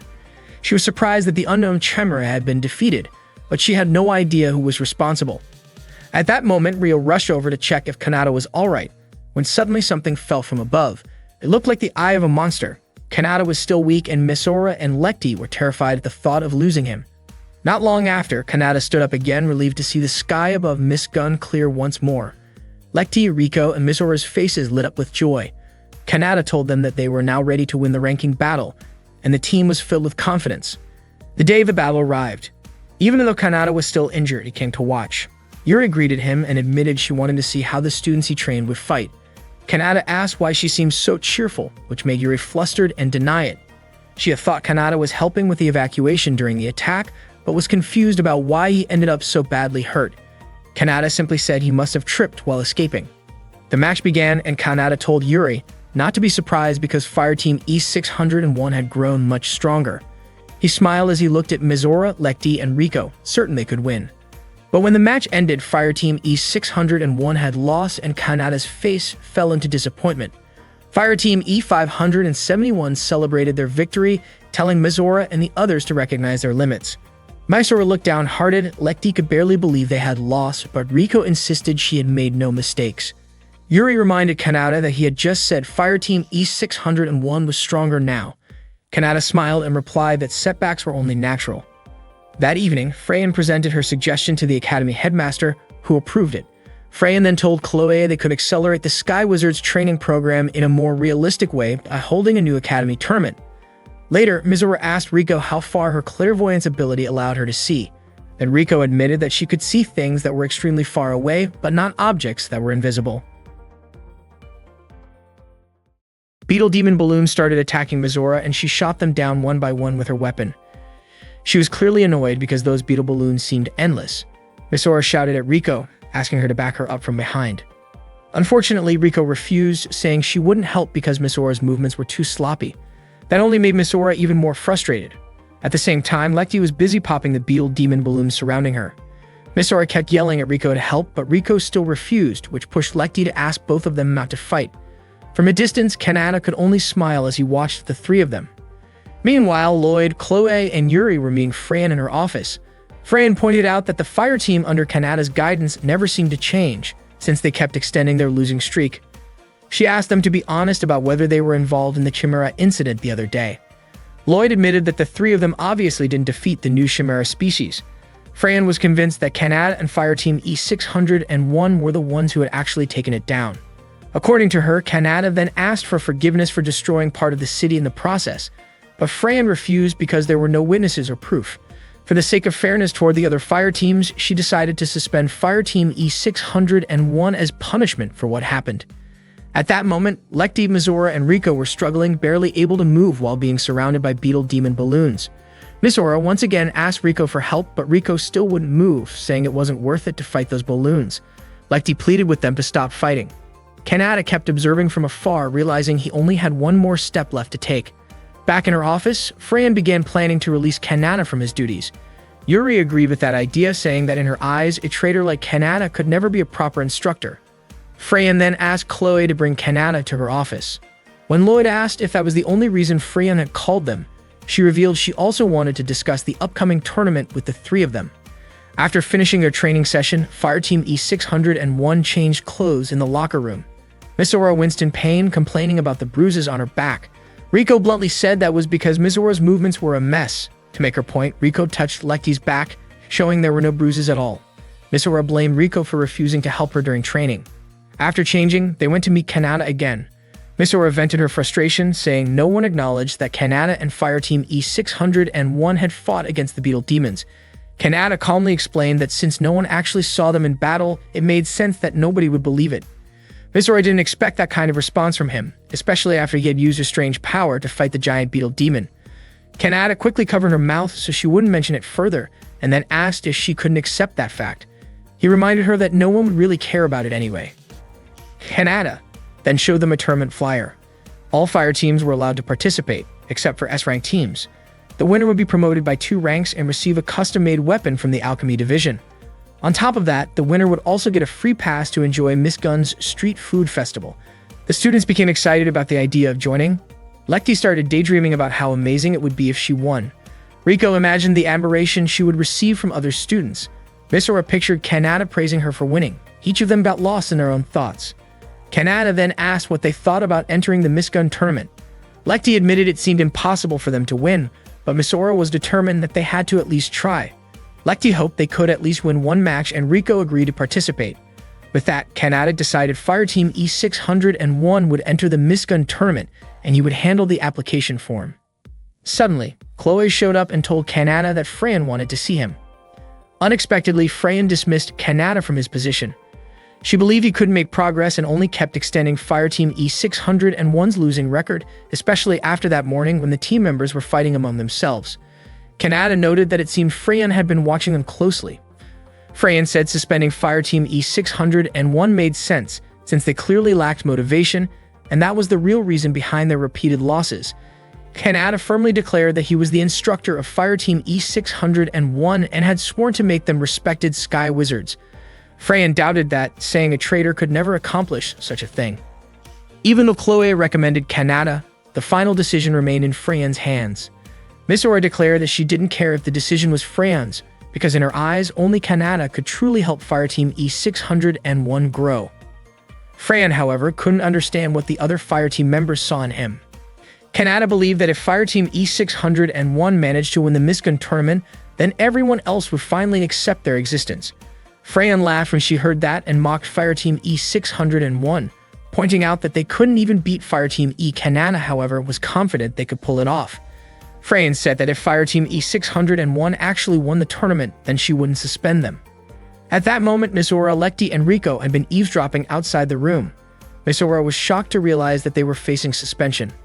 As soon as Kanata opened the door, the three of them tumbled in, embarrassed at being caught listening in. They quickly followed Kanata, asking why they were about to be suspended. Kanata advised them not to get too influenced by what they heard. Later, inside Fireteam E601's room, Misora, Lecty, and Rico sat in gloomy silence, still thinking about what they had overheard. Kanata asked what they planned to do. Misora said she wanted to make Fireteam E601 stronger and reach new heights. Lecty agreed with Misora's determination. Rico reminded them that she already held the highest position since she considered herself a goddess, but she would still follow Misora and Lecty's wishes. Kanata praised their determination but told them not to take things too seriously. What mattered most, he said, was simply winning every match they played. Misora pointed out that they had never won before, while Rico wondered how Kanata could stay so calm. Kanata explained that the tournament brackets were always distributed fairly and previous scores or rankings wouldn't matter. He told them to prepare because training would begin the next day. As he left, Misora couldn't believe that the conversation ended so abruptly. Before walking out, Kanata reminded them to attend the tournament's drawing ceremony the next day. That night, Freyan, Chloe, Yuri, and Lloyd went to a hidden facility. Freyan placed her card on a scanner and the door opened. A machine scanned her entire body from head to toe, and the same process was repeated for Chloe, Yuri, and Lloyd. Once all identities were confirmed, a massive door slid open leading to a long corridor. Freyan mentioned that they must have heard rumors about this place but assumed it was their first time visiting it.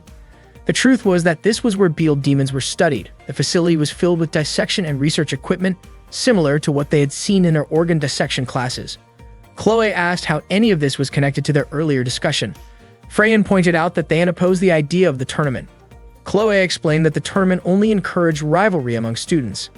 Once they reached the secret laboratory, they were surrounded by dissected parts of beetle demons being studied by scientists. They even witnessed large-scale experiments, including dissections on giant beetle demons. Yuri had to hold herself back from feeling sick. Real appeared to greet Freyan and the others. He enthusiastically tried to shake Freyan's hand, though she ignored it. Real expressed his honor in meeting Sky Wizards. He already recognized Chloe, Lloyd, and Yuri, calling them members of Fireteams 128, a team responsible for special missions. He greeted each of them and mentioned having met Yuri before. Remembering the encounter, Yuri apologized for the past incident, wondering if it had left an awkward impression. Real was delighted that Yuri still remembered him. Freyan then told Real to show them the research samples. Real revealed pieces of a massive chimera he had found earlier. Freyan didn't know who had defeated it, but this new chimera was far larger than Chimera Deneb, and had been given the code name Chimera Antares. Real sliced off a piece of one of its tentacles, revealing that unlike Chimera Deneb, this one had regenerative abilities. Real was excited, explaining that the creature could continually provide samples, which could lead to breakthroughs in regenerative medicine. Freyan quickly cut the conversation short and prepared to leave. Before they left, Real mentioned seeing Yuri during the Miss Gun interviews and pointed out that she admired strong people. Yuri blushed nervously. Real felt fortunate to meet her again. After they were gone, Real secretly held on to a handkerchief that belonged to Yuri, treating it as something precious.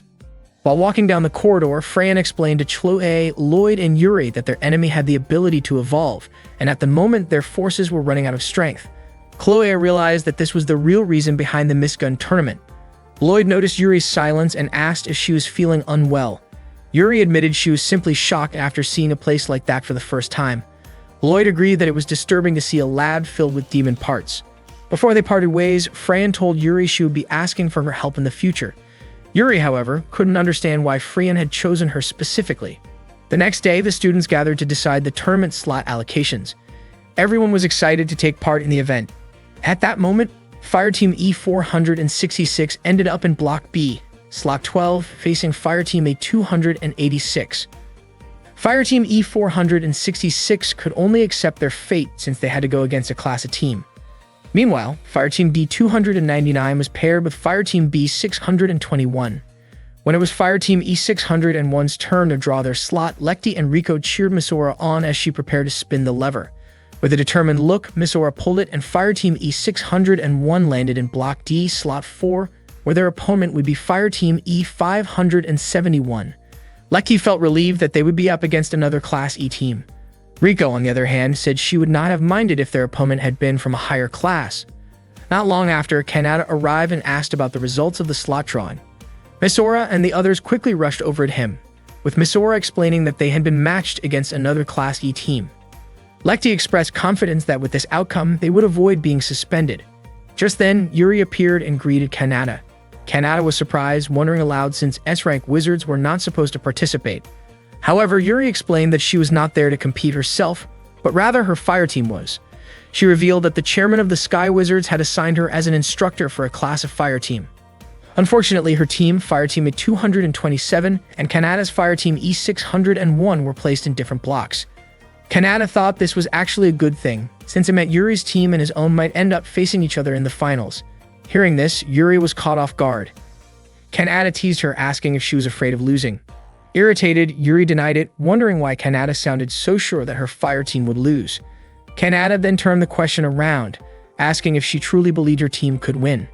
Yuri declared confidently that her fire team would, without a doubt, win.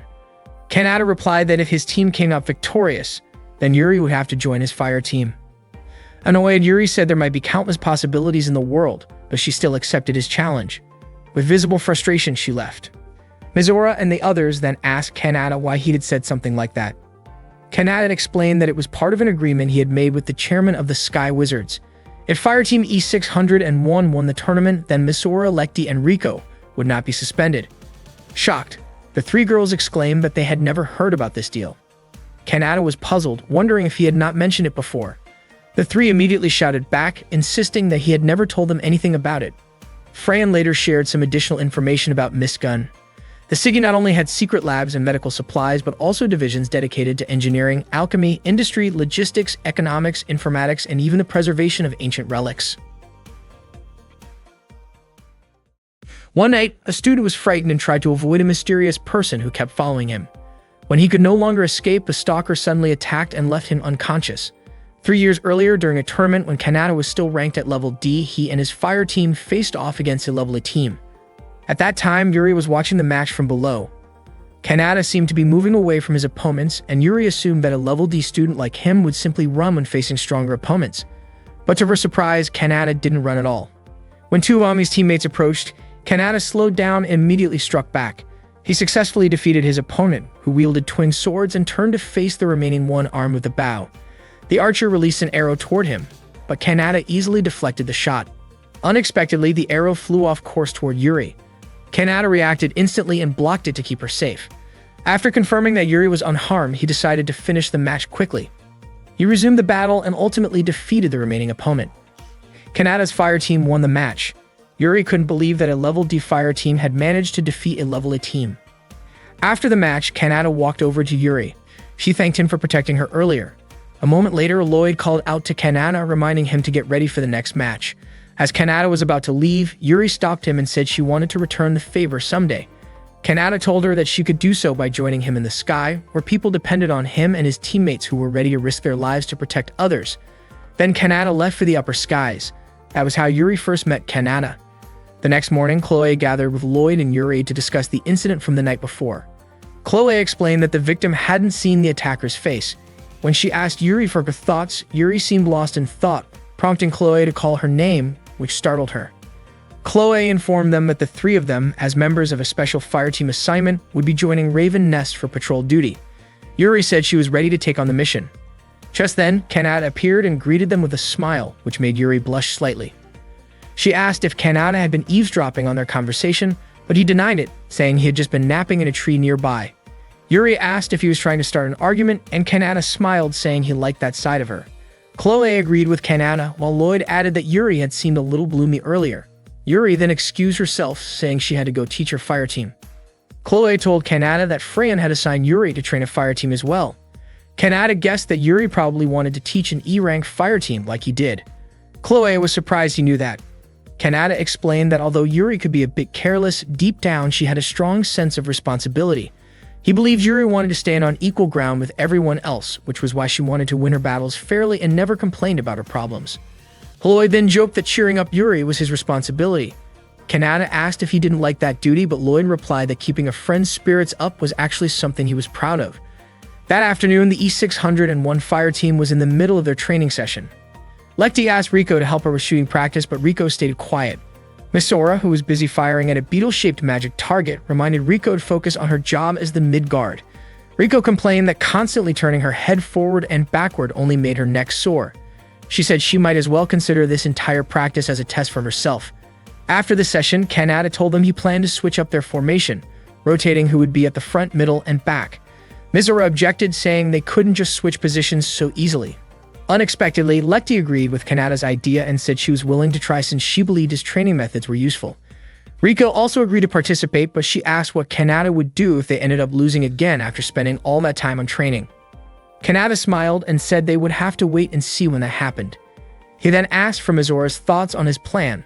Though hesitant, Mizora eventually agreed to give it a try. They began their training again. At that time, Mizora shouted for Riko to do something because more enemies were appearing. Lekti started to panic, worried about Mizora.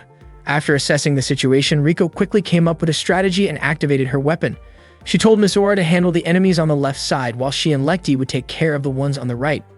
Mizora pointed out that the enemies on the left were still too far away, but Riko reminded her that it was a task only Mizora could handle. She added that Lekti didn't have that kind of range. Riko then asked if Mizora could be trusted with that task. Mizora didn't hesitate to accept it and immediately moved to attack the enemies on the left. Riko then told Lekti to help her with the enemies on the right.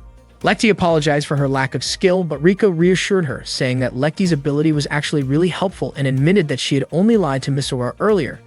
Lekti was surprised to hear that. Without wasting time, Riko and Lekti rushed to face the beetle-type Devil Ball. Meanwhile, Kanata quietly observed them from a distance. Mizora attacked the Devil Ball from long range. Riko opened fire on the one in front of her, and Lekti took down the Devil Ball near Riko. Kanata could see that Riko's tactic was to lure enemies into a specific range before finishing them off. It was different from Mizora's usual approach, but he found it quite effective. Before long, Yuri and her fire team arrived for their own training. Her team consisted of Lily, Sasha, and Greg. They immediately started their session. Sasha used her sword to destroy the nearby Devil Balls. When more of them began surrounding her, Greg used his bow to assist her from behind. Lily told them to hold their position, then fired her weapon for long-range support. Mizora and her teammates could only watch. Not long after, Yuri's fire team successfully completed their training. Yuri then reminded Kanata and his team to get ready for the upcoming tournament. Mizora felt insecure and asked whether their fire team E601 could really win against a team like that. Kanata told her not to take it too seriously.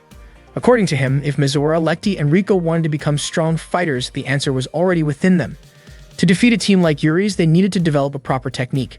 Kanata smiled confidently, clearly believing that Fireteam E601 had the potential to win. After the training session, Kanata gently massaged Riko's shoulders as a reward for finishing the day's drills. Meanwhile, Lekti and Mizora were resting, looking exhausted in the locker room. Riko then asked why Kanata was being so kind to her that day. Kanata said it was because Riko and the others had achieved something special. Riko asked if he wasn't the one who planned everything. Kanata replied that it seemed to him Riko was the one most concerned about Lekti and Mizora. Rico was surprised and asked what he meant. Kanata explained that since Rico was always watching over Lekti and Misora, it made her someone capable of guiding them when needed. He added that people like her were often considered kind and dependable.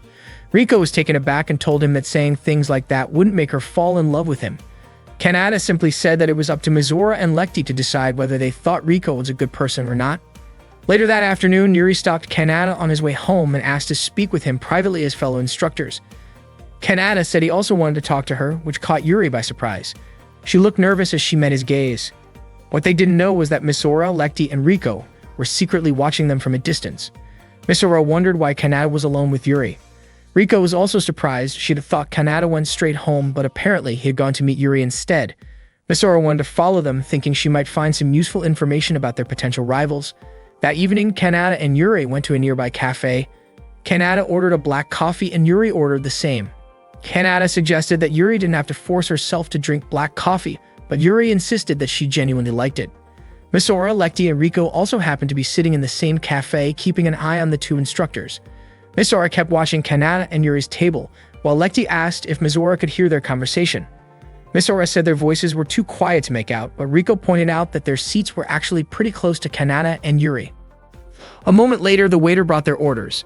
Yuri stared at the cup of black coffee in front of her, and Kanata gently suggested that she should order something else instead, maybe a soda or some ice cream. Yuri refused, saying she liked black coffee and didn't need something as sweet as soda or ice cream. She said she had her own pride about it. Then, to prove her point, she poured in a generous amount of sugar and creamer before taking a sip. Kanata smiled and told her that she probably would have enjoyed a cafe late more, but Yuri insisted that she really did like coffee. Meanwhile, Misora mentioned that she had heard something about Yuri being in trouble. Rico added that Yuri was no longer using the spear she used to fight with. Lekti began to realize that it might be because Yuri was on a date. According to Rico, it seemed like Yuri was dating one of her teammates. Misora was shocked and couldn't believe what she just heard. She looked a bit down and Lekti noticed it, asking why Misora wasn't eating her cake.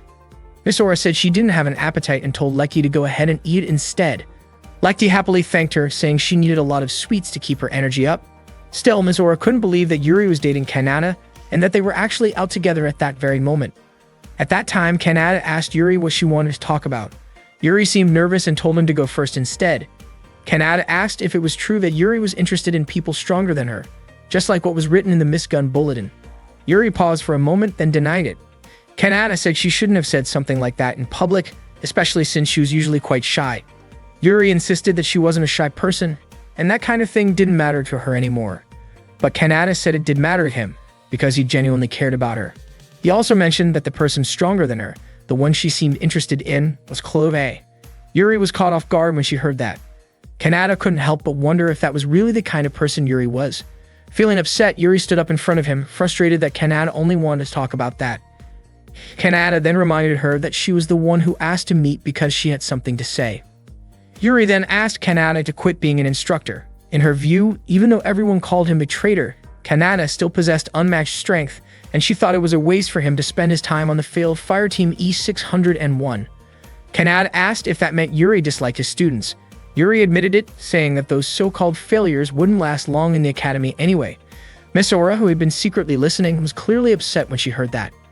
Kanata responded by saying that it was no different from how things were in the past with him and Chloe. He reminded Yuri that Chloe couldn't even fly properly back then and was once called a failure herself. Kanata said Misora and the others had real talent, and he was confident about it because he was their instructor. Misora was stunned by what she heard, while Yuri became visibly angry and decided to end the conversation. When Kanata tried to pay for the coffee, Yuri insisted that she would cover the bill since she was the one who invited him. But Kanata said he would also pay for someone else's order. It turned out he had realized that Misora and her friends had been following them. Misora told her friends that Kanata had noticed them, but Rico wasn't surprised at all. Kanata smiled as he looked in their direction. Later that afternoon, Chloe and Lloyd went to see Freyon to report new information about the recent incident. It turned out that all the victims so far were sky wizards who used close-range weapons. Freyon thought it might just be a coincidence, but Lloyd pointed out that the first victim was from Fireteam Class E, then the next from Class D, and the most recent attack had even reached Chloe's level. That meant the next target could be from Class B. That night, the mysterious attacker appeared again and ambushed a lower-ranked Sky Wizard. The culprit had the power to vanish and strike from behind. After defeating the victim, the attacker removed his mask, and it was revealed to be real. Riel had done all of it because he wanted to be acknowledged and chosen by Yuri.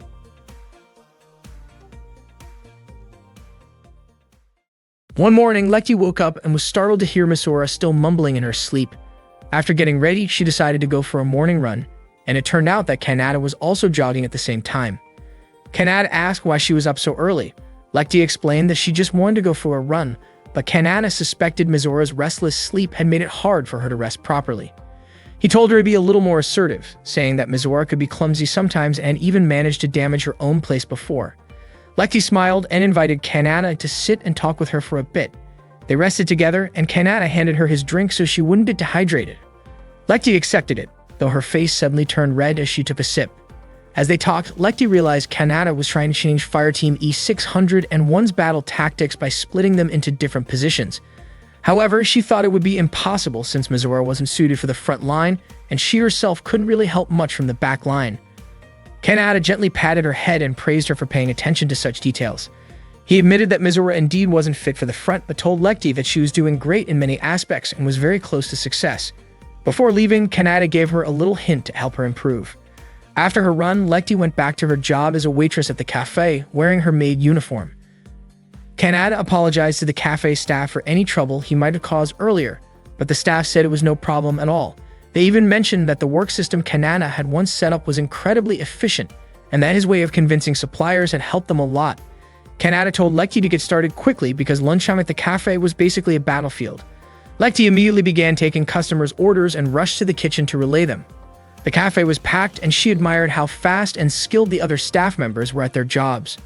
A few moments later, the food was ready. One of the staff members offered to deliver it and told Lekti to go welcome the new customers instead. As she hurried off, she almost slipped, but another coworker reminded her not to rush and to just pay more attention to her surroundings. From that moment on, Lekti started being more mindful of everything around her, and her service speed noticeably improved. Kanata observed her closely and thought she was doing a great job. He realized that by simply being aware of her surroundings, she could handle everything better and achieve good results. That afternoon, Fireteam E601 began another round of training. Misora was frustrated because her shots kept missing their targets. Riko suggested she lure enemies closer before firing, which, according to her, explained why Misora had once accidentally shot her own house. Misora assumed Riko must be uncomfortable holding the middle position. As the training continued, Riko aimed at a group of beetle-like demon balloons flying toward them, and said that from her spot, she could shoot down 5 of them. Misora pointed out an enemy coming from the 12 o'clock direction, but Riko replied that it was Mizora's responsibility to handle that area. The two started bickering again like they always did until Lekti yelled at them to stop fighting. Not long after, Kanata came over to Lekti. She told him that the rear line felt unusually quiet. Kanata explained that the back line was the final defense and that it would feel uneasy if she didn't trust the front and middle lines. That made Lekti realize how much pressure Riko must have been under while defending the rear all this time. She'd also remembered the lesson she had learned from working at the cafe, being aware of her surroundings. She finally understood that during battles, she had only been focusing on what was right in front of her. Kanata smiled, happy to see that she had figured it out. Lekti then called out to Misora and reminded her that the job of the front line was to destroy enemies and clear the path. She admired how Misora could keep shooting even while moving quickly, something she herself couldn't do. Misora was surprised to hear such praise from her. Lekti said she was relieved by Mizora's progress and believed she could do even more. She encouraged her to maintain her movement and fire repeatedly, saying that would help her get even better results. Misora followed her advice and continued shooting. Lekti turned to Riko and said she finally understood how difficult the rear guard position was, realizing how much focus it took to monitor everything from a distance. Riko praised Lekti for being quick to adapt, unlike Mizora, and then went back to her task confidently. Misora kept shooting at the approaching demon balloons, while Riko handled those that were farther away. Lekti thought that with Mizora's improved accuracy, Riko could now move more freely, which meant her own job as the rear guard was to stay alert and ready. A few demon balloons managed to slip past Mizora's attacks, but Lekti quickly reacted and took them down one by one with precision. In that moment, she finally understood what it felt like to grow stronger together as a team.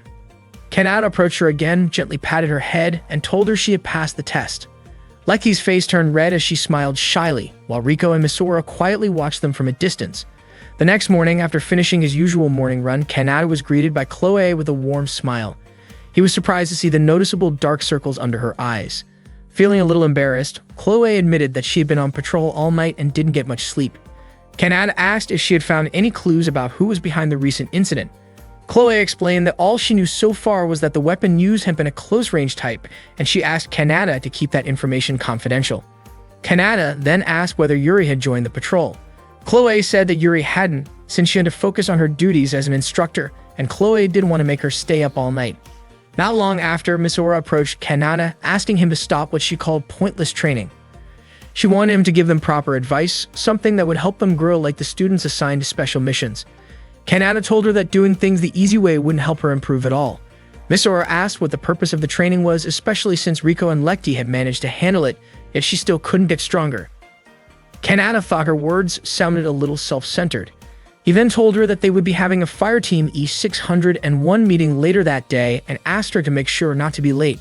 Chloe commented that Kanata seemed to be enjoying his time as the instructor of Fireteam E601. She added that it reminded her of how he used to teach Yuri. That day, Kanata took the members of Fireteam E601 to a new location.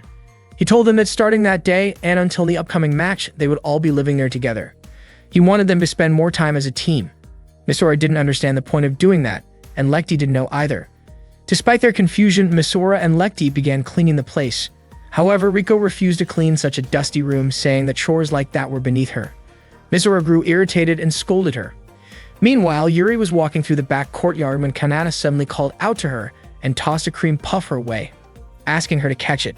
Startled, Yuri managed to grab it just in time. Kanata praised her quick reflexes. Curious, Yuri asked what he was doing there. Kanata said he just wanted to greet one of the potential opponents he might face in the finals.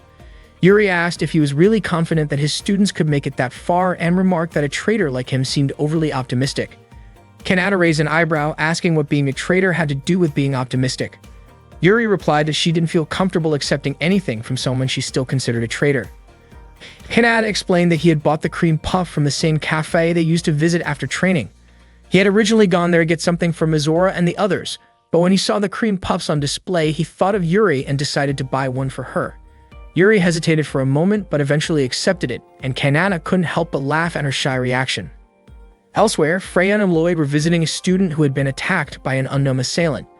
The victim was an A-rank student. Lloyd mentioned that they needed to be more careful, as the next target could very well be an S-rank student. Later that afternoon, Kanata sat with Yuri on a park bench as she enjoyed the cream puff he had given her. When he offered her another one, Yuri didn't take it right away. Instead, she asked what he really wanted from her. Kanata said he had forgotten to ask her something. He wanted to know if she had refused to use a spear because he was the one who suggested she switch from using a sword to a spear. Yuri froze and blushed, and Kanata guessed that he was right. He told her that he had recommended the spear because she tended to step back during close combat, which could be dangerous for a swordswoman. Yuri replied that she hadn't had any problems fighting the beetle demons with her sword, so she didn't see the need to change anything. Kanata told her that her stubbornness was actually one of her strengths. It was what had gotten her this far. Hearing that, Yuri's face turned even redder. Kanata admitted that from the beginning, Yuri had always been strong and there hadn't been much he needed to teach her. Yuri was surprised to hear that, especially coming from someone she still thought of as a betrayer. Kanata said that there was something important he had wanted to teach her, not just about technique. Yuri remembered that lesson. Kanata had always told her never to give up, no matter the situation. Kanata said that as long as she kept that in mind, she would continue to grow stronger, even without him around. He was certain that someday Yuri would become an incredible sky wizard. Yuri asked why he was saying such things. Kanata said it was simply how he felt. Yuri grew slightly annoyed, saying that wasn't a real reason, just like his explanation about the spear. She then wondered why someone she once called a traitor would go out of his way to help her. Kanata replied that it was because she was someone very important to him. Hearing that, Yuri's face turned pink, and she couldn't hide her shy smile. Suddenly, a mysterious man appeared. He apologized for making Yuri wait so long. Kanata then told Yuri that she should be more careful when choosing her friends. Yuri raised her weapon, convinced that the man was the one who had attacked the Sky Wizards. Kanata was surprised to see Yuri ready to fight him. Yuri believed the man was just an amateur and that she could defeat him with a single strike. However, no matter how many times Yuri swung her sword, the man vanished in an instant. He called her slow, then suddenly appeared right in front of her, making Yuri instinctively step back. Kanata commented that Yuri still hadn't changed that habit of hers. The man moved closer to her and asked why she was running away. Yuri drew her sword again, but he easily blocked her attack. He told her to accept his affection, but his next strike sent Yuri flying backward. Yuri struggled to get back on her feet, saying she had never met him before. As she prepared to counterattack, the man disappeared again. Yuri began to focus, wondering whether he would attack from the right, left, or above. Her instincts told her to turn around, and she managed to knock his sword out of his hand just in time. The man then used a slicing wind spell strong enough to break nearby trees. Yuri was shocked to realize he possessed high-level magic. He continued launching wave after wave of wind attacks, leaving Yuri injured and exhausted. He demanded again that she accept his love, and as he prepared his final strike, Kanata stepped in and blocked the attack. Yuri told Kanata not to interfere, but Kanata replied that if he hadn't stepped in, she might not have survived. The man grew angry, frustrated that he had been so close to achieving his goal before Kanata interrupted. He unleashed another flurry of wind slashes toward Kanata, but Kanata effortlessly deflected them. The man recognized Kanata as the once famous Kronos, though he called him a traitor. He then moved at incredible speed, trying to outmaneuver Kanata, but Kanata carefully watched his movements and parried his strike. Kanata admitted the man was fast, but said his skill ended there. With a precise counter, Kanata's blade cut the man's hand. Kanata explained that Sky Wizards risked their lives mastering their abilities, while someone who relied only on speed could never hope to defeat them. Furious, the man decided to end the fight. He retreated, but Yuri swung her sword toward him as he fled. Before disappearing, the man said he would return one day, with love in his heart. He pointed toward Yuri's chest, then vanished. The man's name was Real. He soon returned to his laboratory, where he suddenly heard a whisper in his mind, telling him to use a fragment of a chimera's body. That night, Kanata carried the injured Yuri to the Fireteam E601 dorm room. When the other girls saw Yuri's torn uniform, they immediately jumped to the wrong conclusion, accusing Kanata of doing something inappropriate.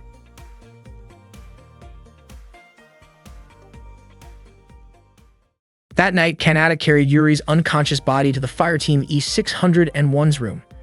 Riko immediately assumed that Kanata had kidnapped an instructor from the strongest team in the tournament just to weaken their opponent's morale. But according to Kanata, there was no way he would ever bring Yuri to his own room. When Yuri finally woke up, she immediately started looking for him. Misora and the others were shocked, especially when they realized Yuri wasn't wearing anything.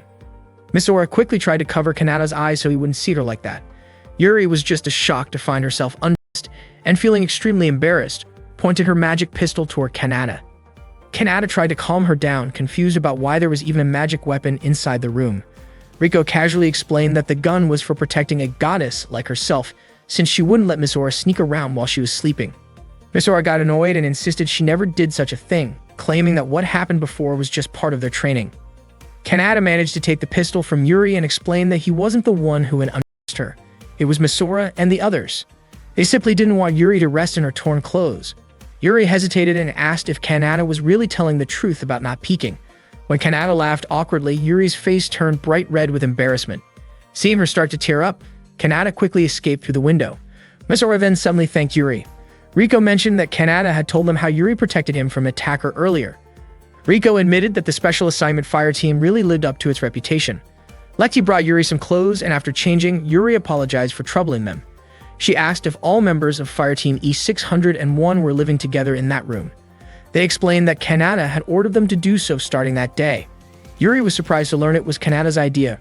Riko complained that Kanata's unreasonable demands often made things harder for them. Misora scolded Riko for not even helping clean the room. Riko dismissed it as a simple chore and told Misora to think of it as a small price to pay for living under the same roof as a goddess, adding that Misora and Lekti should actually thank her. Lekti just went along with it, while Misora refused to accept Riko's attitude. Watching their playful argument, Yuri laughed and commented that Kanata used to make unreasonable requests like that with her too. Misora suddenly realized that Kanata had always been that way. When Lekti asked what kind of things Kanata had made Yuri do, Yuri blushed and looked too embarrassed to answer. Riko teased that it sounded like there was something going on between Yuri and Kanata. Yuri quickly denied it, but Riko just smiled and called her naive. Just then, Kanata came back and noted how everyone seemed to be getting along pretty well. Riko finally realized that was probably his reason for leaving them alone earlier. Kanata explained that he'd just gone to retrieve something he'd dropped. He handed Yuri a small keychain, saying it was a lucky charm he'd gotten as a bonus when buying a cream puff.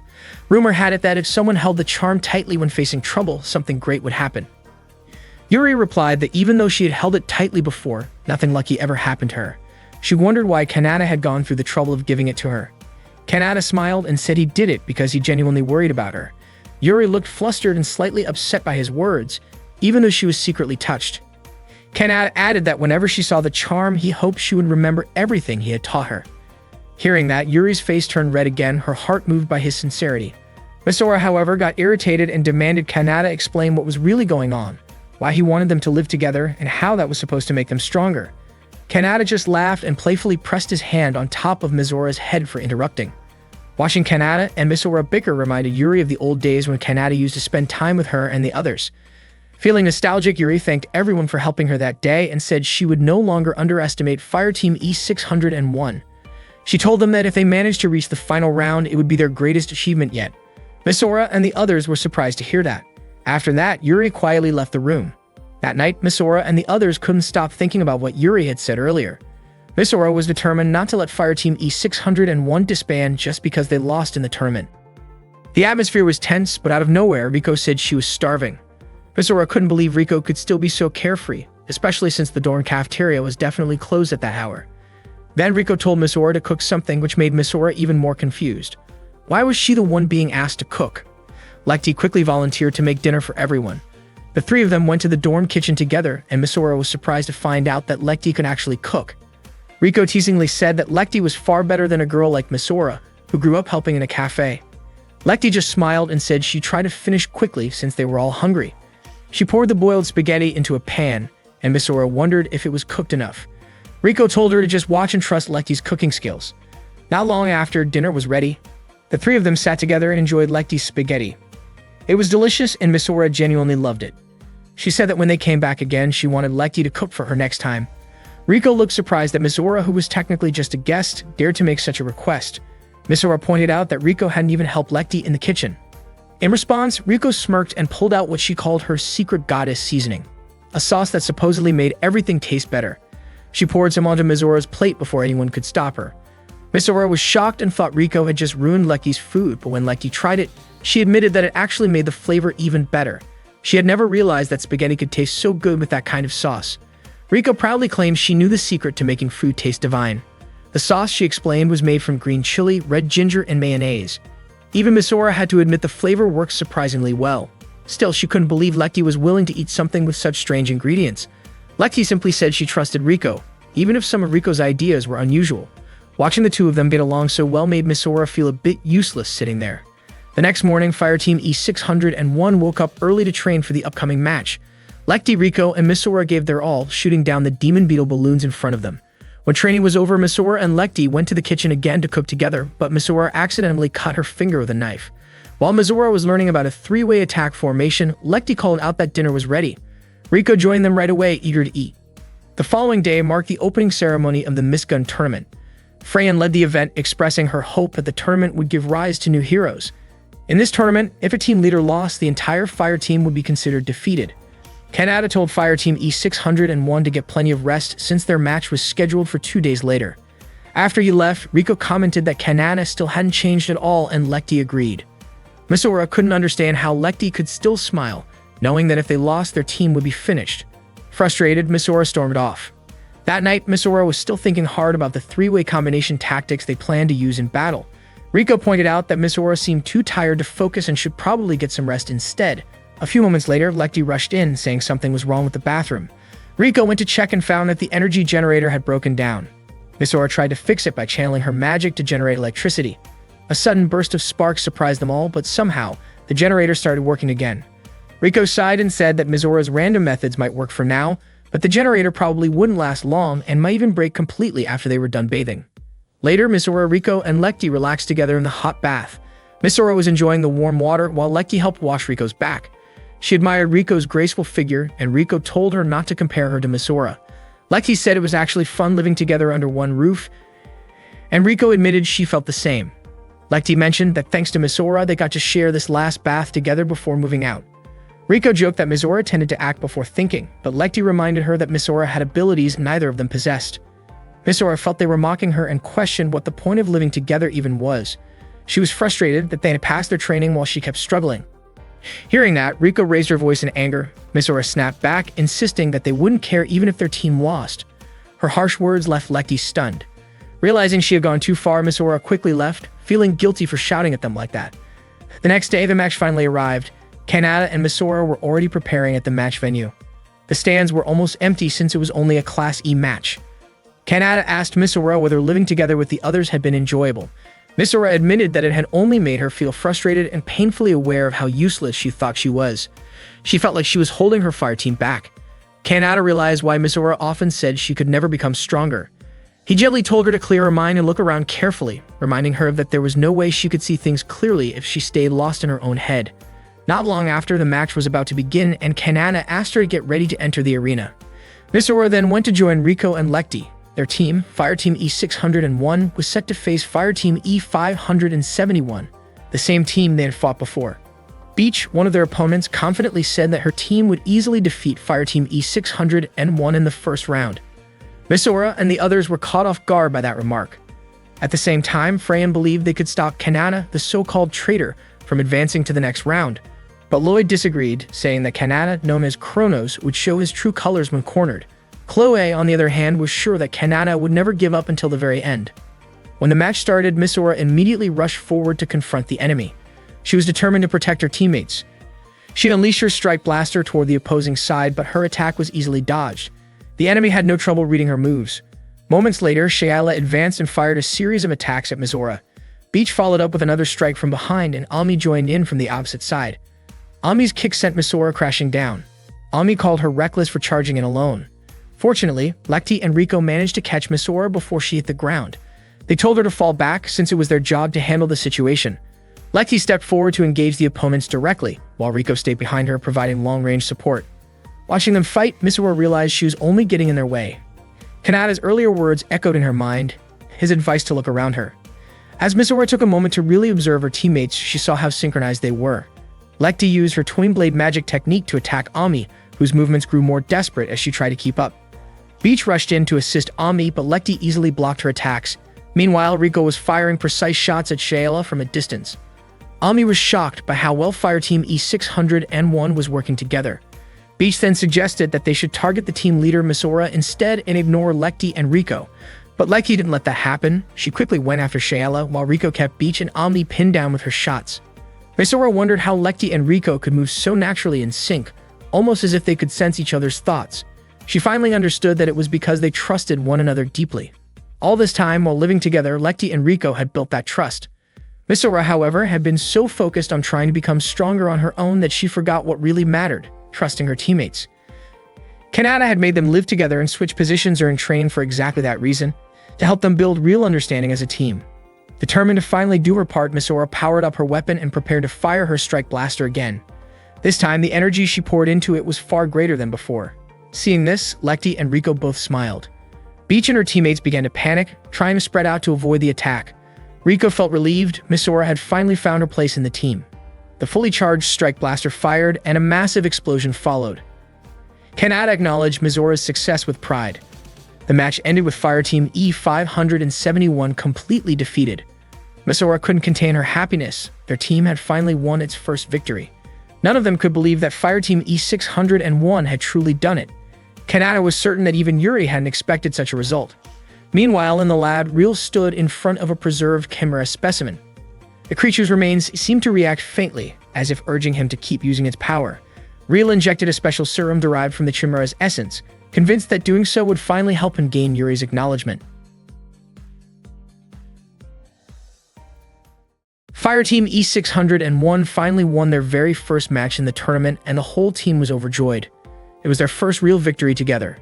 After that, they managed to win their second match as well. Freyan, however, was convinced that Fireteam E601 would eventually lose in the next round. But surprisingly, they went on to defeat a Class C team and advanced all the way to the semifinals. No one expected them to make it that far, yet Fireteam E601 managed to defeat Fireteam B936 in the semifinals too. Freyan couldn't hide her irritation after seeing that result. Misora herself couldn't believe they had come this far, and Riko even got emotional about their victory. Around that time, Kanata noticed Yuri sitting in the audience watching quietly. A magazine article had been circulating about how Fireteam E601 would be disbanded if they didn't win the Miss Gun tournament, which made their progress even more significant. That evening, Chloe walked alongside Lloyd discussing how Kanata needed to win this tournament. Lloyd mentioned that this was probably what the Chief Sky Wizard had wanted all along. Meanwhile, Lecty was walking alone down the corridor, lost in thought. She remembered how badly she had once wanted to change, but never thought she could. Thanks to Kanata, who had taught her so much, from becoming braver to believing in herself, she had started to feel that change.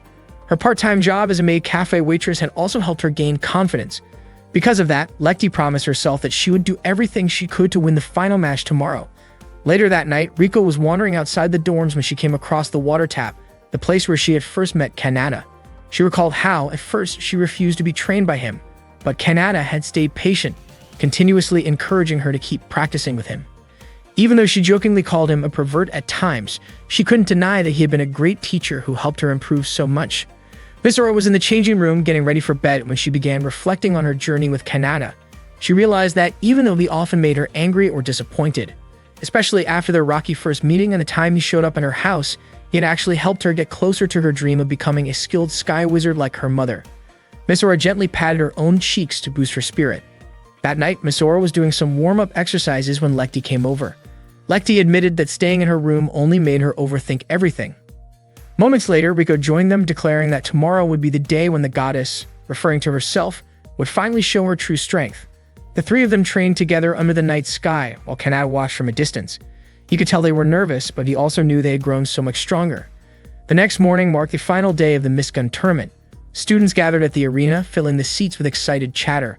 Lloyd and Chloe were assigned to security duty, making sure the area was safe. The stands were packed with students eager to witness the final battle. Kanata walked with Fireteam E601 toward the arena, and the crowd erupted in noise as they entered. Misora was overwhelmed by how many people were there and by all the cameras pointing at them. Lekti looked nervous as the audience's eyes turned in her direction, so Kanata gently patted her head and told her to relax. The crowd seemed confused as to how the so-called traitor team had made it to the finals. Some spectators even accused Fireteam E601 of using unfair methods under Kanata's coaching. Misora realized that most of the audience wasn't rooting for them. Riko, trying to lighten the mood, claimed that ordinary people simply couldn't understand the beauty of a goddess like her. When Fireteam E227, Yuri's team, entered the arena, the crowd cheered loudly in support of them. To everyone's surprise, Fireteam E571 began cheering for Misora and her team instead. Ami shouted for Fireteam E601 to win the tournament, which gave Misora and Lekti some relief. At least they thought not everyone was against them. Soon, the final match between Fireteam E601 and Fireteam A227 began. Kanata once again patted Lekti's head, reminding her to stay calm. Misora also felt nervous, knowing they were about to face an incredibly strong opponent. Kanata and Yuri sat down to watch the match. Yuri told Kanata that he shouldn't sit next to her, as people might start talking. But Kanata simply smiled and reminded her of the promise she made, that if her team lost, she would join Fireteam E601. The referee blew the whistle, signaling the start of the match. Lily quickly led her teammates in an attack. She fired shots toward Fireteam E601, forcing Misora and the others to dodge. Misora took to the air, while Lekti faced off against Shayla. Lekti successfully blocked Shayla's sword strike and told herself she wouldn't lose. Their battle continued fiercely, and Shayla admitted that Lekti was impressive. Craig fired an arrow to protect Shayla, but Lekti managed to block it, although she was shocked by the explosion that followed. Shayla swung her sword toward Lekti, but Riko's shot intercepted it just in time. Riko declared that she wouldn't let anyone lay a finger on Lekti. Lekti thanked her and quickly retreated to regroup. Meanwhile, Misora was still flying to evade Lily's constant attacks. Some spectators began mocking Fireteam E601, saying they were only running away from the fight. Even the academy head commented that the match seemed like it was going to end in a boring way. Meanwhile, Chloe was on duty guarding the area around the tournament, even though she really wanted to watch the final match. Lloyd called out to her, asking her to check behind the gate because the team's station there wasn't responding. Chloe hesitated, thinking that it was unlikely for the mysterious man to attack the place since almost all the Sky Wizards were gathered there. At that moment, Misora kept running, dodging Lily's attacks. Lily urged her to fight back, but Misora admitted that her strength wasn't on the same level as Lily's. She continued to evade without counterattacking, which made Lily realize how unpredictable Misora's movements were. Misora deliberately tried to provoke Lily by calling her a loser who couldn't even cast her spell properly. Lily responded that running away wouldn't help Misora win the match. But it turned out Misora was actually luring Lily into a specific position so that Riko could aim at her from a distance. Lily barely managed to dodge the shot. Misora dove down from above to strike, but Lily activated the blade at the end of her gun, slashing Misora's leg. It seemed Yuri had already predicted this outcome. The audience grew restless, wondering why Fireteam E601 kept running away, making the match dull to watch. Even Ami couldn't understand what Mizora and her teammates were trying to do. They didn't seem like the same group that fought Fireteam E571. Shayla tried to encourage them, hoping Mizora and her friends would face their opponents head-on soon. Yuri calmly stated that she already knew Fireteam E601's weakness lay in their fighting style. If used correctly, though, that very style could turn into their greatest strength. She wanted to see how far Fireteam E601 could endure, and to watch Kanata's tactical plan fall apart. She then commanded her students to finish off Fireteam E601. Shayla pointed her sword at Lekti, the archer prepared to target Riko, and Lily signaled her teammates to end it together. Proudly, Yuri announced that the battle would soon be over. Kanata admitted she might be right, but reminded her that no one yet knew who the real winner would be. Yuri explained that she understood Kanata's plan. Fireteam E601 would start by retreating to make Fireteam A227 underestimate them, then counterattack once the time was right. While Lekti and Riko fought their opponents, Mizora flew upward, activating her weapon. Yuri noticed that Mizora's target was clearly the team leader, but she was confident Lily could anticipate the attack, dodge the strike blaster, and keep a safe distance. Lily kept firing at Mizora, believing she would soon use the strike blaster. Kanata pointed out that there was one small flaw in Yuri's prediction. That was when Lily suddenly realized she and her teammates had walked right into a firing line. She shouted for Sasha and Greg to move away, but Mizora only swung her sword without shooting. It was just a feint. Kanata had foreseen everything. After seeing Mizora's previous battle, Lily and her teammates had grown overly cautious. Lily, realizing she'd been tricked, grew frustrated and attacked again. Yuri warned her not to lose her temper. Kanata mentioned that Lily was still falling for the same trick, chasing after an opponent who kept retreating, making it hard for her to think clearly. Yuri asked Kanata if he had planned all of this from the start. Kanata confirmed that the match had been unfolding exactly as he had anticipated. He explained that once it was too late to realize who was truly being hunted, the result of the battle would already be decided. At that moment, Mizora was the hunter and Lily had become her prey. Mizora kept flying with Lily firing from behind. When they reached the edge of the field, Mizora suddenly shot straight up, and Lily followed, thinking such a move was pointless. Mizora then stopped midair and aimed her weapon directly at Lily. At that same moment, Lily stood in line with Greg and Shayla, right within Mizora's firing path. Believing it to be another feint, Lily hesitated. But this time, Mizora unleashed her full strike blaster toward them. The sudden, powerful attack caught everyone off guard. Yuri was shocked that Kanata's students had managed to defeat hers. The headmaster commented that it looked like the match was over. Beach could hardly believe that Mizora and her teammates had beaten the elite Fireteam A227. Lily and her team were in pain. If it hadn't been for the protective sorcerer field, they might have been seriously hurt. Lily couldn't believe how completely Mizora and her teammates had overwhelmed them. The match ended with Fireteam A227's defeat. Suddenly, the tournament announcer's voice was cut off. Someone had attacked the broadcasting booth. Moments later, an alarm blared throughout the arena, warning unarmed students to evacuate immediately. Freyan and the others were stunned by the announcement. Chloe and Lloyd quickly realized that someone had triggered the emergency alarm. As students fled in panic, all the doors shut automatically. Lloyd noticed that the attacker's goal seemed to be clearing out the arena. Soon after, an explosion erupted from the top of the tower, and Riel descended into the middle of the field with a smile, calling out Yuri's name. Yuri was stunned to realize that Riel was behind the attack. Riko declared that she had become stronger than Yuri. Mizora and her friends stared at Riel, unsure who he was, but Riko was certain he wasn't an ordinary person. Mizora could sense the terrifying power emanating from Riel. It reminded her of the same overwhelming energy Kanata had once shown when he defeated Chimera. Riel walked up to Yuri and asked if she had already forgotten about him. He admitted that forgetting her was never something he could do easily. Yuri's mind drifted back to the time she first met Riel. Back then, Riel had asked if she was ready to accept him, since she always said she liked people who were stronger than her. Feeling sorry for her loss at the time, Riel had promised to comfort her with a hug. As Riel was about to embrace her, Kanata quickly stopped him. Kanata was certain that Riel was the one behind the attack. Without hesitation, Kanata kicked him hard enough to make him fall. Right after that, Kanata grabbed Yuri's hand and told her to run with him. Seeing this, Riel broke free from Kanata's grip on Yuri and tried to pull her toward himself again. However, Kanata immediately intervened and threw Riel toward the audience seats. Kanata then told Yuri to get away. He said that he was the one who should be facing Riel. Riel mocked him, asking if Kanata was even worthy of being his opponent. He picked up one of the audience benches and hurled it at Kanata. The shattered pieces struck Kanata, and a metal rod pierced his leg. Seeing this, Real laughed loudly, saying he wouldn't let Yuri get away so easily. He blocked Yuri's path and shouted her name. Yuri activated her sword and pointed it straight at Real. However, to her shock, Real easily caught the blade and crushed it into fragments with his bare hand. Kanata tried to help her, but the wound on his leg made it difficult for him to move. Real told Yuri not to be afraid of him, saying that if she wasn't, they could finally understand each other. Just as Real reached out to grab Yuri, a strike blaster fired by Misora hit him squarely, sending him flying backward. Real was stunned and turned his gaze toward Misora. Lekti was surprised the attack actually landed. Her plan had only been to hit a warning shot. Rico commented that if Real were an ordinary person, that blast would have been fatal. Real then glared at them with a chilling and menacing stare.